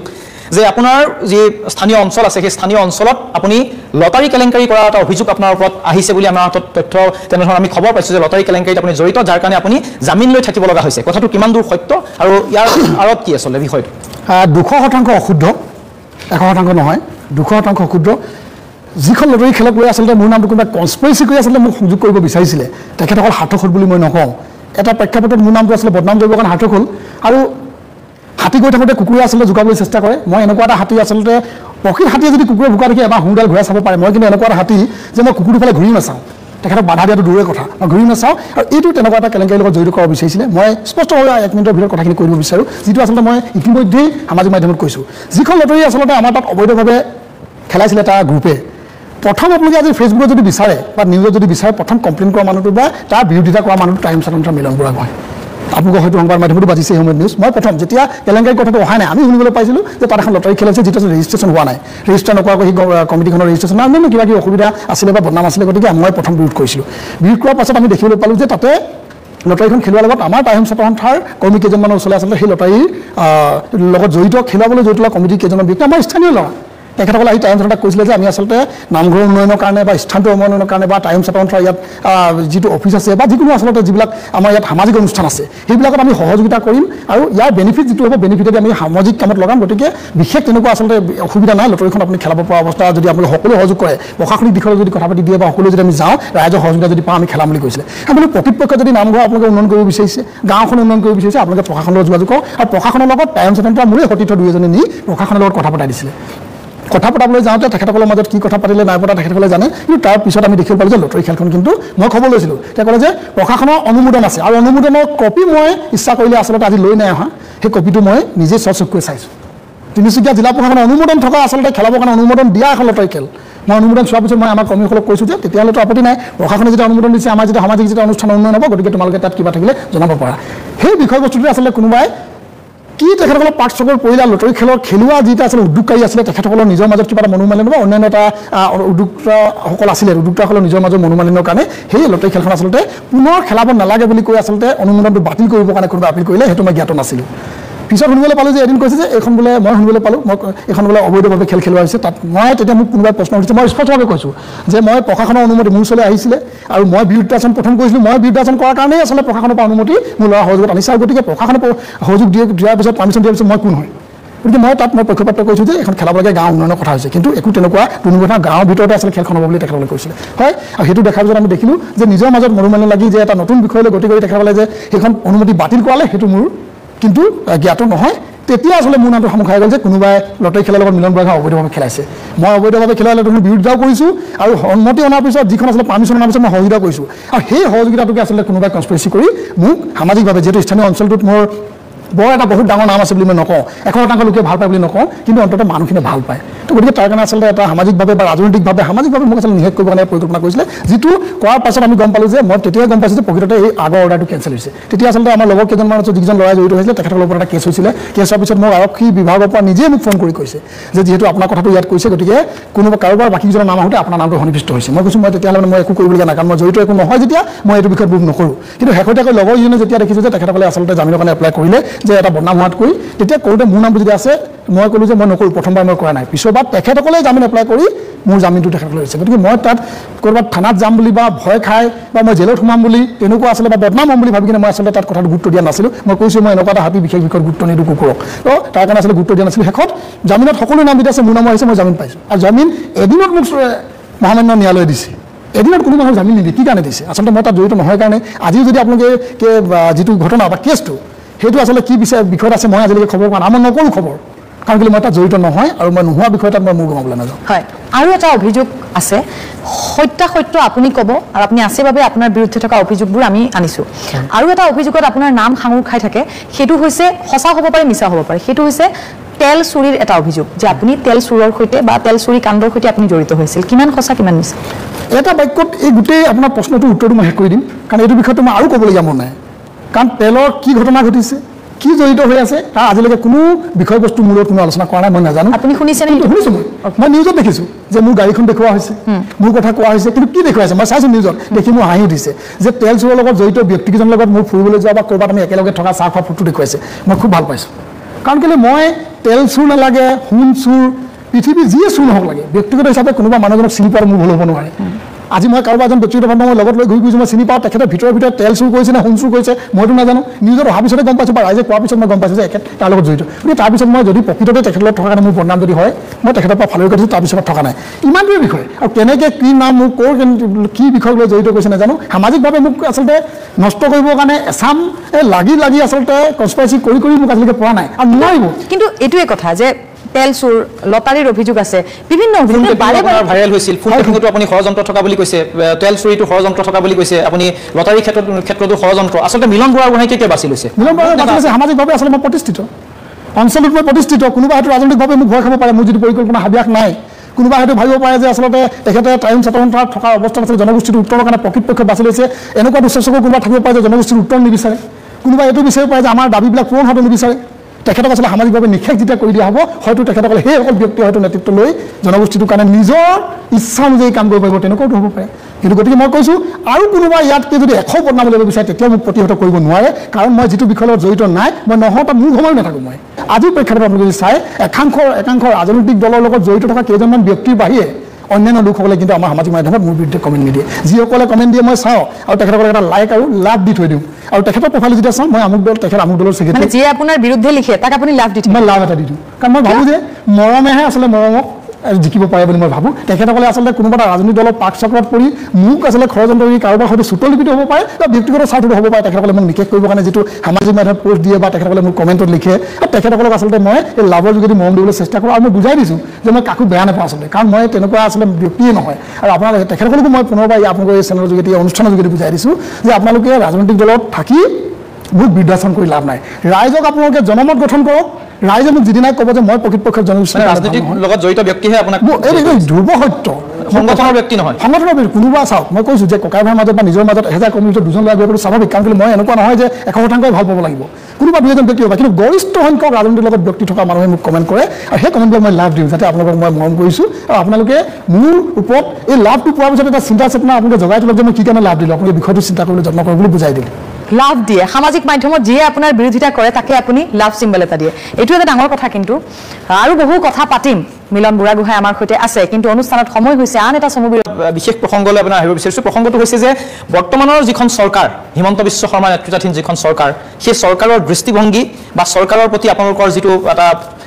যিহেতু আপোনাৰ এটা দীঘলীয়া এটা সংগ্ৰামী জীৱন আপুনি নিজেই যিহেতু অতিবাহিত কৰিছে অন্যান্য চৰকাৰৰ তুলনাত বৰ্তমান চৰকাৰখনৰ যিটো স্থিতি বা বৰ্তমান চৰকাৰখনৰ যিটো কাম কৰাৰ যিটো ধৰণ সেই সন্দৰ্ভত আপোনাৰ মতামত কেনেকুৱা ধৰণৰ সঁচাটো সঁচা বুলি ক'ব পৰাটো আচলতে মানুহৰ ব্যক্তিত্ব হ'ব লাগে টাইম ছাত্ৰ সন্থাই স্পষ্টভাৱে আমি কওঁ যে পূৰ্বৰ তুলনাত যদি আমি চাওঁ এই চৰকাৰখনে আমাৰ বিষয়বস্তুবিলাকক লৈ কিন্তু যথেষ্ট এখোজ আগুৱাই গৈছে গতিকে আমি কাম কৰিছোঁ বুলি ক'ব লাগিব আৰু যিখিনি কাম চৰকাৰখনে কৰিছে তাক আমি শলাগ ল'বই লাগিব উন্নয়নৰ পৰা ধৰি কিছুমান ক্ষেত্ৰত যিখিনি আচলতে শৈক্ষিক ক্ষেত্ৰতে হওক বা সামাজিক ক্ষেত্ৰত যিখিনি কাম কৰিছে সেইখিনিক আমি অন্য তুলনাত পূৰ্বৰ চৰকাৰৰ তুলনাত কিন্তু আমি তেখেতসকলক কৈছোঁ এই চৰকাৰখনে কাম কৰিছে কিন্তু তাকে বুলি এটা নহয় যে মই তেখেতসকলক আচলতে তৈলমোদন কৰা নাই গতিকে আমাৰ দাবীবিলাক 100% পূৰণ নোহোৱা পৰ্যন্ত এই চৰকাৰখনৰ প্ৰতি আমাৰ আচলতে যিখিনি যুঁজ বাগৰ থাকিব বা যিখিনি দাবী দাবা থাকিব আমি কৰি থাকিম আৰু জনজাতিকৰণৰ বিষয়টো লৈ আচলতে পূৰ্বৰ কংগ্ৰেছৰ চৰকাৰ হওক বা আচলতে এজিপি চৰকাৰৰ দিনৰ তুলনাত কিন্তু এই চৰকাৰখনে যথেষ্ট এধাপ আগুৱাই গৈছে কিন্তু 26 নিৰ্বাচনৰ প্ৰাক মুহূৰ্তত আমি আচলতে আমাৰ দাবীবিলাক সম্পূৰ্ণৰূপে পূৰণ কৰিব বিচাৰোঁ তেতিয়াহে আমি ক'ম যে প্ৰকৃতপক্ষত এইখন চৰকাৰ ৰাইজৰ চৰকাৰ মুখ্যমন্ত্ৰী আমি যদি কওঁ তেতিয়াহ'লে বৰ্তমানৰ মুখ্যমন্ত্ৰী হিমন্ত বিশ্ব শৰ্মা বা ইয়াৰ আগৰ বহু কেইগৰাকী মুখ্যমন্ত্ৰী আপোনালোকে দেখি আহিছে কোনগৰাকী মুখ্যমন্ত্ৰীৰ নেতৃত্বত আহোম জনগোষ্ঠীৰ যিসমূহ সমস্যা সেই সমস্যাসমূহ আটাইতকৈ বেছি সমাধান হৈছে বুলি আপুনি ভাবে মই খন্তেক আগতে কৈ গৈছোঁ তুলনামূলকভাৱে যদি আমি চাওঁ আজি হাবুঙক যদি চাওঁ ৰংঘৰক যদি আমি চাওঁ আজি শদিয়াক যদি চাওঁ আমাৰ যিবিলাক অঞ্চলত আচলতে আহোম জনগোষ্ঠীৰ যিবিলাক আচলতে আমাৰ সম্পদবিলাক আছে বা জনগোষ্ঠীটোৰ লোকসকলৰ আচলতে অসুবিধাবিলাক আছে আজি মাটি পতাৰ ক্ষেত্ৰত আমি যদি চাওঁ এইবিলাক ক্ষেত্ৰত কিন্তু আমি দেখোঁ কংগ্ৰেছ চৰকাৰৰ তুলনাত এই হিমন্ত বিশ্ব শৰ্মা ডাঙৰীয়াই কিন্তু যথেষ্টখিনি কাম কৰিছে মানে মুখ্যমন্ত্ৰীবিলাকৰ তুলনাত আগৰ মুখ্যমন্ত্ৰীৰ তুলনাত নিজৰ জনগোষ্ঠীৰ প্ৰয়াত মুখ্যমন্ত্ৰী তৰুণ গগৈ ডাঙৰীয়া থাকি গ'ল শদিয়াবাসী ৰাইজৰ মাটি পতাৰ সমস্যা হৈ থাকিল বছৰ স্বাধীনতাৰ কালৰ পিছৰ পৰা আজিলৈকে শদিয়াবাসী ৰাইজে কিন্তু পতা পোৱা নাছিল এই চৰকাৰখনে এই মুখ্যমন্ত্ৰীৰ নেতৃত্বত সেই এটা কাম সম্ভৱ হৈ উঠিছে আমি তেখেতক ধন্যবাদ জ্ঞাপন কৰিছোঁ আজি হাবুং হৈছে যিখন হাবুঙক আচলতে আমি পীঠস্থান বুলি কওঁ বা সকলোৱে চাবৰ কাৰণে যে দেশ বিদেশৰ মানুহ আহে সেই হাবুং কিন্তু সেইটো সময়ত কেৱল ঐতিহ্য আৰু পূজা কৰা এটা থান আছিল সেইখন চাবৰ কাৰণে মানুহে বিশেষ যোৱা নাছিল আজি হাবুং কিন্তু হাবুং হৈ উঠিলে ৰঙৰ কাৰণে কাম কৰিছে শদিয়াৰ কাম কৰিছে এইবিলাক তুলনামূলকভাৱে এই মুখ্যমন্ত্ৰীয়ে কৰিছে কিন্তু এইখিনি যথেষ্ট নহয় বহু কাম কৰিবলগীয়া আছে যিখিনি কাম আচলতে এই মুখ্যমন্ত্ৰীগৰাকীয়ে চৰকাৰত থকা অৱস্থাত আমি কৰাটো বিচাৰিছিলোঁ আৰু জনজাতিজনকে ধৰি অন্যান্য যিবিলাক প্ৰসংগ আছে যিবিলাক সমস্যা আছে আমি তেখেতে সমাধান কৰি যোৱাটো বিচাৰিছিলোঁ কাৰণেই আচলতে তেখেতৰ প্ৰতি আশ্বাস ৰাখি এই চৰকাৰখনৰ প্ৰতি আশ্বাস ৰাখি আহোম জনগোষ্ঠীয়ে ভোট দি জয়যুক্ত কৰাইছিল ২৬লৈ কেইটামান দিন বাকী আছে এই দিনকেইটাত তেখেতৰ আমাৰ প্ৰতি আমি যিটো বিশ্বাস ৰাখিছিলোঁ কিদৰে ৰাখিব পাৰে এইটো সমূহে ক'ব অন্যথা আমি কি প্ৰস্তুতি দিব লাগে দিম প্ৰতিটো নিৰ্বাচনতে বিশেষকৈ আহোমৰ যিকেইটা সংগঠন আছে বিশেষকৈ আটাচুৰ পৰা আৰম্ভ কৰি আপোনালোকৰ যিটো দেখি আহিছে তৰুণ গগৈ ১৫ বছৰ তাৰপিছত সৰ্বানন্দ সোণোৱালৰ নেতৃত্বত এবাৰ হিমন্ত বিশ্ব শৰ্মাৰ নেতৃত্বত ৫ বছৰ সম্পূৰ্ণ হ'বলৈ গৈ আছে প্ৰতিশ্ৰুতি পূৰণৰ ক্ষেত্ৰত যদি আমি আপুনি ইতিমধ্যে কৈছে যে প্ৰতিশ্ৰুতি পূৰণৰ ক্ষেত্ৰত বাকীসকলৰ তুলনাত হিমন্ত বিশ্ব শৰ্মা চৰকাৰে যথেষ্ট কাম কৰিছে জনজাতিকৰণৰ প্ৰসংগটোক একাষৰীয়া কৰি অন্যান্য যিবোৰ প্ৰতিশ্ৰুতি আপোনালোকে দেখিছিলে যে এইজন মুখ্যমন্ত্ৰীৰ অধীনত আমি এইকেইটা প্ৰতিশ্ৰুতি পূৰণ হোৱাটো বিচাৰোঁ তেনেধৰণৰ যদি দুটা আমি ক'ব বিচাৰোঁ কোন দুটা আপোনালোকৰ সপোন আছিলে যে চৰকাৰে এইটো পূৰণ কৰিব আৰু কৰিছে আহোম জাতীয় সন্থাৰ সাংবিধানিক দাবী আছিল যে যিসমূহ আচলতে ঐতিহাসিক কীৰ্তিচিহ্নসমূহ সাংবিধানিকভাৱে আচলতে বিজ্ঞানসন্মতভাৱে ইয়াক সৌন্দৰ্যবৰ্ধন আৰু শোভাবৰ্ধন কৰাৰ সংৰক্ষণ কৰাৰ দাবী আছিলে ইতিমধ্যে প্ৰায় তেখেতে যথেষ্টখিনি কাম কৰিছে ভূমি পটাৰ কথা ইতিমধ্যে কৈ গ'লোঁ মূল সমস্যাৰ ভিতৰত ভূমি পটা আমি কথা কৈছিলোঁ যে শদিয়াবাসী ৰাইজে বা আমাৰ যিসকল ট্ৰাইবেল বেল্ট আছে বা অন্যান্য ঠাইত যিসকলে আমাৰ জনগোষ্ঠীৰ লোকে ভূমি পটা পোৱা নাই তাত দিব লাগে সেইটো ইতিমধ্যে কিন্তু তেখেতলৈ চাৰ্কুলাৰ কৰি প্ৰায় এটা দিশত আগবাঢ়ি গৈছে আৰু শদিয়াত পাইছে সেইটো এটা মূল বিষয় আমি আমাৰ দাবী পূৰণ হৈছে বুলি ক'ব লাগিব কিন্তু আৰু এটা বিষয় আচলতে পেইণ্টিঙৰ মাজত আছে টাই ভাষা আমি শিক্ষক নিযুক্তিৰ কথা কৈছিলোঁ সেইটো আচলতে মুখ্যমন্ত্ৰী আমাৰ লগত যেতিয়া আমাৰ আলোচনা কৰিছিলে যে টাই ভাষা শিক্ষক আমি নিযুক্তি দিয়াতকৈ টাই কেন্দ্ৰ আচলতে প্ৰাথমিক কেন্দ্ৰ আমি চৰকাৰে বিভিন্ন টাই জনগোষ্ঠীৰ লোকসকলৰ অধিকৃত অঞ্চলত খুলিম বুলি কৈছিলে সেইটো আমি এতিয়ালৈকে হৈ উঠা নাই আৰু সেইটো আমি মনাও নাই আমি কৈছোঁ আমাৰ শিক্ষকে লাগিব প্ৰাথমিক পৰ্যায়ত আৰু এতিয়া শেহতীয়াকৈ বুৰঞ্জী যিটো আচলতে অষ্টম শ্ৰেণীলৈকে দিছে সেইটো আমাৰ সাংবিধানিক দাবী আছিলে টাই ছাত্ৰ আজি পূৰণ হৈছে নিশ্চয় বহুকেইটা দাবী পূৰণ হৈছে এতিয়া মিলন গোহাঁই একেবাৰে স্পষ্টকৈ আপুনি যিহেতু কৈছে যে যি কম সঁচা কম গতিকে এই অনুষ্ঠানত থাকি এটা সঁচা কথা কওক যে মিলন বুঢ়াগোহাঁয়ে ৰাজনীতিলৈ কেতিয়া যাব চাওক ৰাজনীতিলৈ কোনোবাই ইচ্ছা কৰিলে যাব নোৱাৰে আৰু থকা মানুহ ৰাজনীতিত আচলতে বেছিদিন টিকি থাকিব নোৱাৰে ৰাজনৈতিক জীৱনলৈ মই আকৌ এবাৰ শুধৰাই দিছোঁ প্ৰশ্নটো মাজতে ৰখাই মিলন বুঢ়াগোহাঁই ৰাজনীতিলৈ কেতিয়া যাব আৰু গ'লে কোনটো দললৈ তেওঁ যাব হয় ৰাজনৈতিক দললৈ আচলতে কোনোবাই ইচ্ছা কৰি যাব নোৱাৰে আৰু থকা অৱস্থাতে ৰাজনৈতিক দলত আচলতে কিমান দিনৰ কাৰণে চিৰস্থায়ী এইটো তেখেতে নিজে সেই ব্যক্তিজনে ক'ব নোৱাৰে গতিকে আমি ৰাজনৈতিক প্ৰেক্ষাপটলৈ আমি কেতিয়া যাম বা যাম নে নাযাম এই প্ৰকৃত উত্তৰটো আচলতে সময়ে দিব আৰু ৰাইজে দিব কাৰণ আজি টাইম ছাত্ৰৰ কাৰণে কাম কৰিবলৈ যাওঁতে আচলতে একাংশ লোকে টনা যোৱা কৰি আচলতে সামাজিকভাৱে কাম কৰাত বিধি পথালি দি আছে কাইলৈ দেশত যদি আমি ৰাজনৈতিকভাৱে যদি গৈ আমাৰ সমস্যাবিলাক সমাধান কৰিম বুলি যদিও ভাবোঁ তেতিয়াও আচলতে আমাৰ জনগোষ্ঠী বা কিছুমান লোকৰ কাৰণে হয়তো সেইটো সম্ভৱ হৈ নুঠিব গতিকে এই প্ৰেক্ষাপটত থাকি আচলতে আমি জনগোষ্ঠীৰ দাবীকেইটা পূৰণ কৰিবৰ কাৰণে যত্ন কৰিম সময়ে যদি আমাক লৈ গুচি যায় ৰাইজে যদি আমাক লৈ গুচি যায় যাবলৈ যদি সন্মতি প্ৰদান কৰে ৰাইজ আমাৰ অভিভাৱক সেই ৰাইজৰ কথা আমি সময়ত সপোন আছে মানে আপোনাৰ চাওক সপোন মোৰ কেৱল ৰাইজৰ কাৰণে কাম কৰিবৰ কাৰণে আছে জনগোষ্ঠী আৰু জাতিৰ কাৰণে কাম কৰিব আছে সেয়া যি মঞ্চতে নাথাকোঁ কিয় সপোনটো আমাৰ আচলতে ৰাইজৰ কাৰণে উন্নয়ন কৰাটোৱে আমাৰ সপোন সেই সপোনটোৰ কাৰণে ৰাজনৈতিক প্ৰেক্ষাপটত যদি থাকিব নথকাকৈ যদি কৰিব লাগে সংগঠনত যদি নাথাকিও যদি আচলতে কৰিব লাগে তেতিয়াও মই কাম কৰিবৰ কাৰণে প্ৰস্তুত যি কম সঁচা কমৰ আমাৰ অনুষ্ঠান সামৰিবলৈ হৈছে কিন্তু সামৰাৰ পূৰ্বে আমাৰ এই অনুষ্ঠানৰ এটা বিশেষ এটা অংশ যিটো অংশ আমি কেইজনমান বিশেষ ব্যক্তিৰ নাম আমি কওঁ আপুনি এটা বা দুটা শব্দত আপুনি সেই ব্যক্তিজনৰ বিষয়ে আপোনাৰ মনৰ ভাৱ আপুনি ক'ব লাগে প্ৰথমে মই ক'ব বিচাৰিছোঁ মুখ্যমন্ত্ৰী হিমন্ত বিশ্ব শৰ্মা কৰ্মদক্ষ মুখ্যমন্ত্ৰী আৰু সহজ সৰল সকলোৰ লগত মিলি থকা মুখ্যমন্ত্ৰী কামবিলাক কৰিবলৈ যত্ন কৰে কিন্তু সম্পূৰ্ণভাৱে কৰিব পৰা নাই কৰাটো কামনা কৰোঁ অখিল গগৈ আচলতে নিজকে প্ৰচাৰ কৰি থাকিবলৈ বিচৰা এজন ব্যক্তি আৰু প্ৰতিটো তেখেতৰ নিজস্ব আচলতে কোনো দাবী আৰু তেখেতৰ আচলতে লক্ষ্য উদ্দেশ্য নাই য'ত যি উৎপত্তি হয় তাতে তেখেতে জঁপিয়াই পৰে সেইটো তেখেতৰ লক্ষ্য গৌৰৱ গগৈ ডাঙৰীয়া উঠি অহা প্ৰজন্মৰ বাবে ইউথ জেনেৰেশ্যনৰ বাবে আচলতে এটা সাহস কিন্তু তেখেতে আচলতে এতিয়াও বিদেশৰ যিটো আচলতে তেখেতৰ গাত লাগি থাকিবলগীয়া ৰং বা তেখেতৰ চৰিত্ৰ সেই চৰিত্ৰ লাগি আছে আৰু দেউতাকে আচলতে মুখ্যমন্ত্ৰী হৈ থকা অৱস্থাত যিখিনি আচলতে কাম কৰিছিল সেই কামবিলাক কেনেদৰে কৰিছিল সেইবিলাক আচলতে তেখেতৰ আজি অধ্যয়ন কৰাৰ প্ৰয়োজন আছে সৰ্বানন্দ সোণোৱাল এজন খুব ভাল ব্যক্তি সৰ্বানন্দ সোণোৱাল বুলি কোৱাৰ লগে লগে আচলতে প্ৰতিজন ব্যক্তিৰ মুখত কোনো অবিতৰ্কিত ব্যক্তি কিন্তু কথা হ'ল যে তেখেতে নিজৰ লগত থকা ব্যক্তিকেইজনকে আচলতে ৰাজনৈতিকভাৱে হওক বা সামাজিকভাৱে আচলতে জনগোষ্ঠীকেইটা যিহেতু উজনি অসমৰ এজন মুখ্যমন্ত্ৰী আছিলে তেখেতে সেই সমস্যাখিনি সমাধান কৰিব নোৱাৰিলে গতিকে আজি প্ৰেক্ষাপটত দিল্লীত থাকি কি কৰিব এইটো আমাৰ আচলতে প্ৰশ্নবোধক গতিকে তেখেতে পুনৰ আমাৰ ৰাইজৰ কাৰণে আচলতে অসমৰ কাৰণে মাত মাতি তেখেতে অসমৰ যিখিনি কাম মুখ্যমন্ত্ৰী তেখেতে কৰিব নোৱাৰিলে কৰিবলৈ যত্ন কৰাটো আমি প্ৰয়োজন বুলি অনুভৱ কৰিছোঁ শৃংখল চলিহা আচলতে সমাজ জীৱনৰ লগত প্ৰতিটো সমস্যা সমাধান কৰিবলৈ বিচৰা এজন ব্যক্তি সি আগগুৰি নাচায় যে প্ৰতিটো বিষয়ে যে সমস্যা এটা হৈছে সমাধান কৰিব লাগে তাত জঁপিয়াই পৰে গতিকে সেইটো তাৰ লক্ষ্য আৰু এইটো আজি প্ৰেক্ষাপটত প্ৰয়োজন আছে সমুজ্জ্বল কুমাৰ ভট্টাচাৰ্য পিতামহ প্ৰতিটো জাতি জনগোষ্ঠীৰ লগত মিলিব পৰা এজন ব্যক্তি আছুক যিদৰে নেতৃত্ব প্ৰদান কৰিছে প্ৰতিটো জাতি জনগোষ্ঠীৰ লগত মিলিব পৰা এজন ব্যক্তি প্ৰতিটো দাবীৰ ক্ষেত্ৰত তেখেতৰ আচলতে সমমৰ্মিতা আছে আৰু তেনেকুৱা এজন ব্যক্তি আজি যিমানেই মানুহে বদনাম নকৰক কিয় ফেচবুকত টুইটাৰত নিলিখক কিয় কিন্তু আজিৰ প্ৰেক্ষাপটত তেখেতে আচলতে সমাজৰ কাৰণে যিখিনি কৰি আছে সেইখিনি অনাগত দিনতো কৰি যোৱাটো আমি কামনা কৰিম পবিত্ৰ মাৰ্ঘেৰিটা খুব ভাল ব্যক্তি যে পবিত্ৰ মাজতে আচলতে এজন সাংস্কৃতিক কৰ্মী হোৱাৰ লগতে তেখেতে আজিৰ প্ৰেক্ষাপটত এজন ৰাজনীতিবিদ হিচাপে পৰিচিত কিন্তু তেখেতক ৰাজনীতিবিদতকৈ আমি সাংস্কৃতিক প্ৰেমী হিচাপে বা সাংস্কৃতিক কৰ্মী হিচাপে আমি বেছি বিচাৰোঁ সেই চৰিত্ৰটোহে আচলতে তেখেতক আজিৰ প্ৰেক্ষাপটতকৈ বেছি ভাল পায় মানুহে বসন্ত গগৈ মোৰ বন্ধু মোৰ উপসভাপতি তেখেতে জাতিৰ কাৰণে কাম কৰিবৰ কাৰণে বিচাৰে আৰু কৰি থকাটো বিচাৰি আৰু সহযোগিতা যি কৰিব লাগে মই কৰি থাকিম যেহেতু আপুনি এই ব্যক্তিসকলৰ বিষয়ে ইতিমধ্যে অৱগত কৰিছে আৰু আমি আশা কৰিম যে আপুনি যিখন মঞ্চত আছে যিটো অনুষ্ঠানক আপুনি নেতৃত্ব দি আছে সেই নেতৃত্বত আপোনাৰ যিটো সপোন নেতৃত্ব যিটো বিশেষকৈ আহোমক লৈ যিটো সপোন দেখিছে সেই সপোন সফল হওক আৰু যি ধৰণৰ আপোনালোকে দাবী বা যি ধৰণে আপুনি যিখন মঞ্চৰ জৰিয়তে আপোনাৰ সেই দাবীসমূহ চৰকাৰক আপুনি প্ৰেছাৰাইজ বা চৰকাৰক যিহেতু এটা হেঁচাপ দি আপুনি সেই দাবীসমূহ পূৰণ কৰাৰ কাৰণে যিটো এটা সপোন দেখি আছে সেই সপোন আপুনি সফল হওক তাৰে আমি কামনা কৰিছোঁ এনেধৰণৰ এটা অনুষ্ঠান আমাৰ যি কম সঁচা কম সেই যি কম সঁচা কমত বিভিন্ন ধৰণৰ অভিযোগ আপোনাৰ ওপৰলৈ আহিছে সেই অভিযোগ আপুনি খণ্ডন কৰিছে আৰু সেই খণ্ডন কৰাই নহয় আপুনি তাৰ এটা যোগ্য প্ৰত্যুত্তৰ দিছে বুলি আশা কৰিছোঁ আৰু এনেধৰণে যি এই অনুষ্ঠানত তেওঁ যি কম সঁচা কমত যি ধৰণৰ অনুষ্ঠানত তেওঁ অংশগ্ৰহণ কৰিলে আৰু অংশগ্ৰহণ কৰি তেওঁৰ ওপৰত থকা অভিযোগসমূহ আৰু তেওঁৰ যি সংগঠন চলাই যোৱাৰ যিটো এটা সপোন বা সেই সপোনত কোনে হেঙাৰ দিছে বা কোনে তেওঁক বাধা দিছে সেই সকলোবোৰ তেওঁ স্পষ্টকৈ ক'লে বুলি দৰ্শকসকলেও হয়তো অনুভৱ কৰিব আৰু ইমান সময় আপুনি দিয়াৰ বাবে আপোনাক ধন্যবাদ জ্ঞাপন বহুত বহুত ধন্যবাদ আৰু অনুষ্ঠানটোৰ মাজত যদি প্ৰশ্নোত্তৰবিলাক যদি উত্তৰ দিওঁতে আপোনালোককো যদি কিবা কৰিব পাইছোঁ তাৰ কাৰণে বেয়া পাব নালাগে ৰাইজকো আমি আচলতে নিজৰ এজন বুলি ভাবি যদি ভুল হোৱাটো ক্ষমা কৰিব কাৰণে আহ্বান জনাইছোঁ নিশ্চয় আৰু ইয়াৰ লগে লগে আজিৰ যি কম সঁচা কমৰ পৰা লক্ষ্যজিৎ গোহাঁইৰ সৈতে মই জবাই বিদায় লৈছোঁ পুনৰ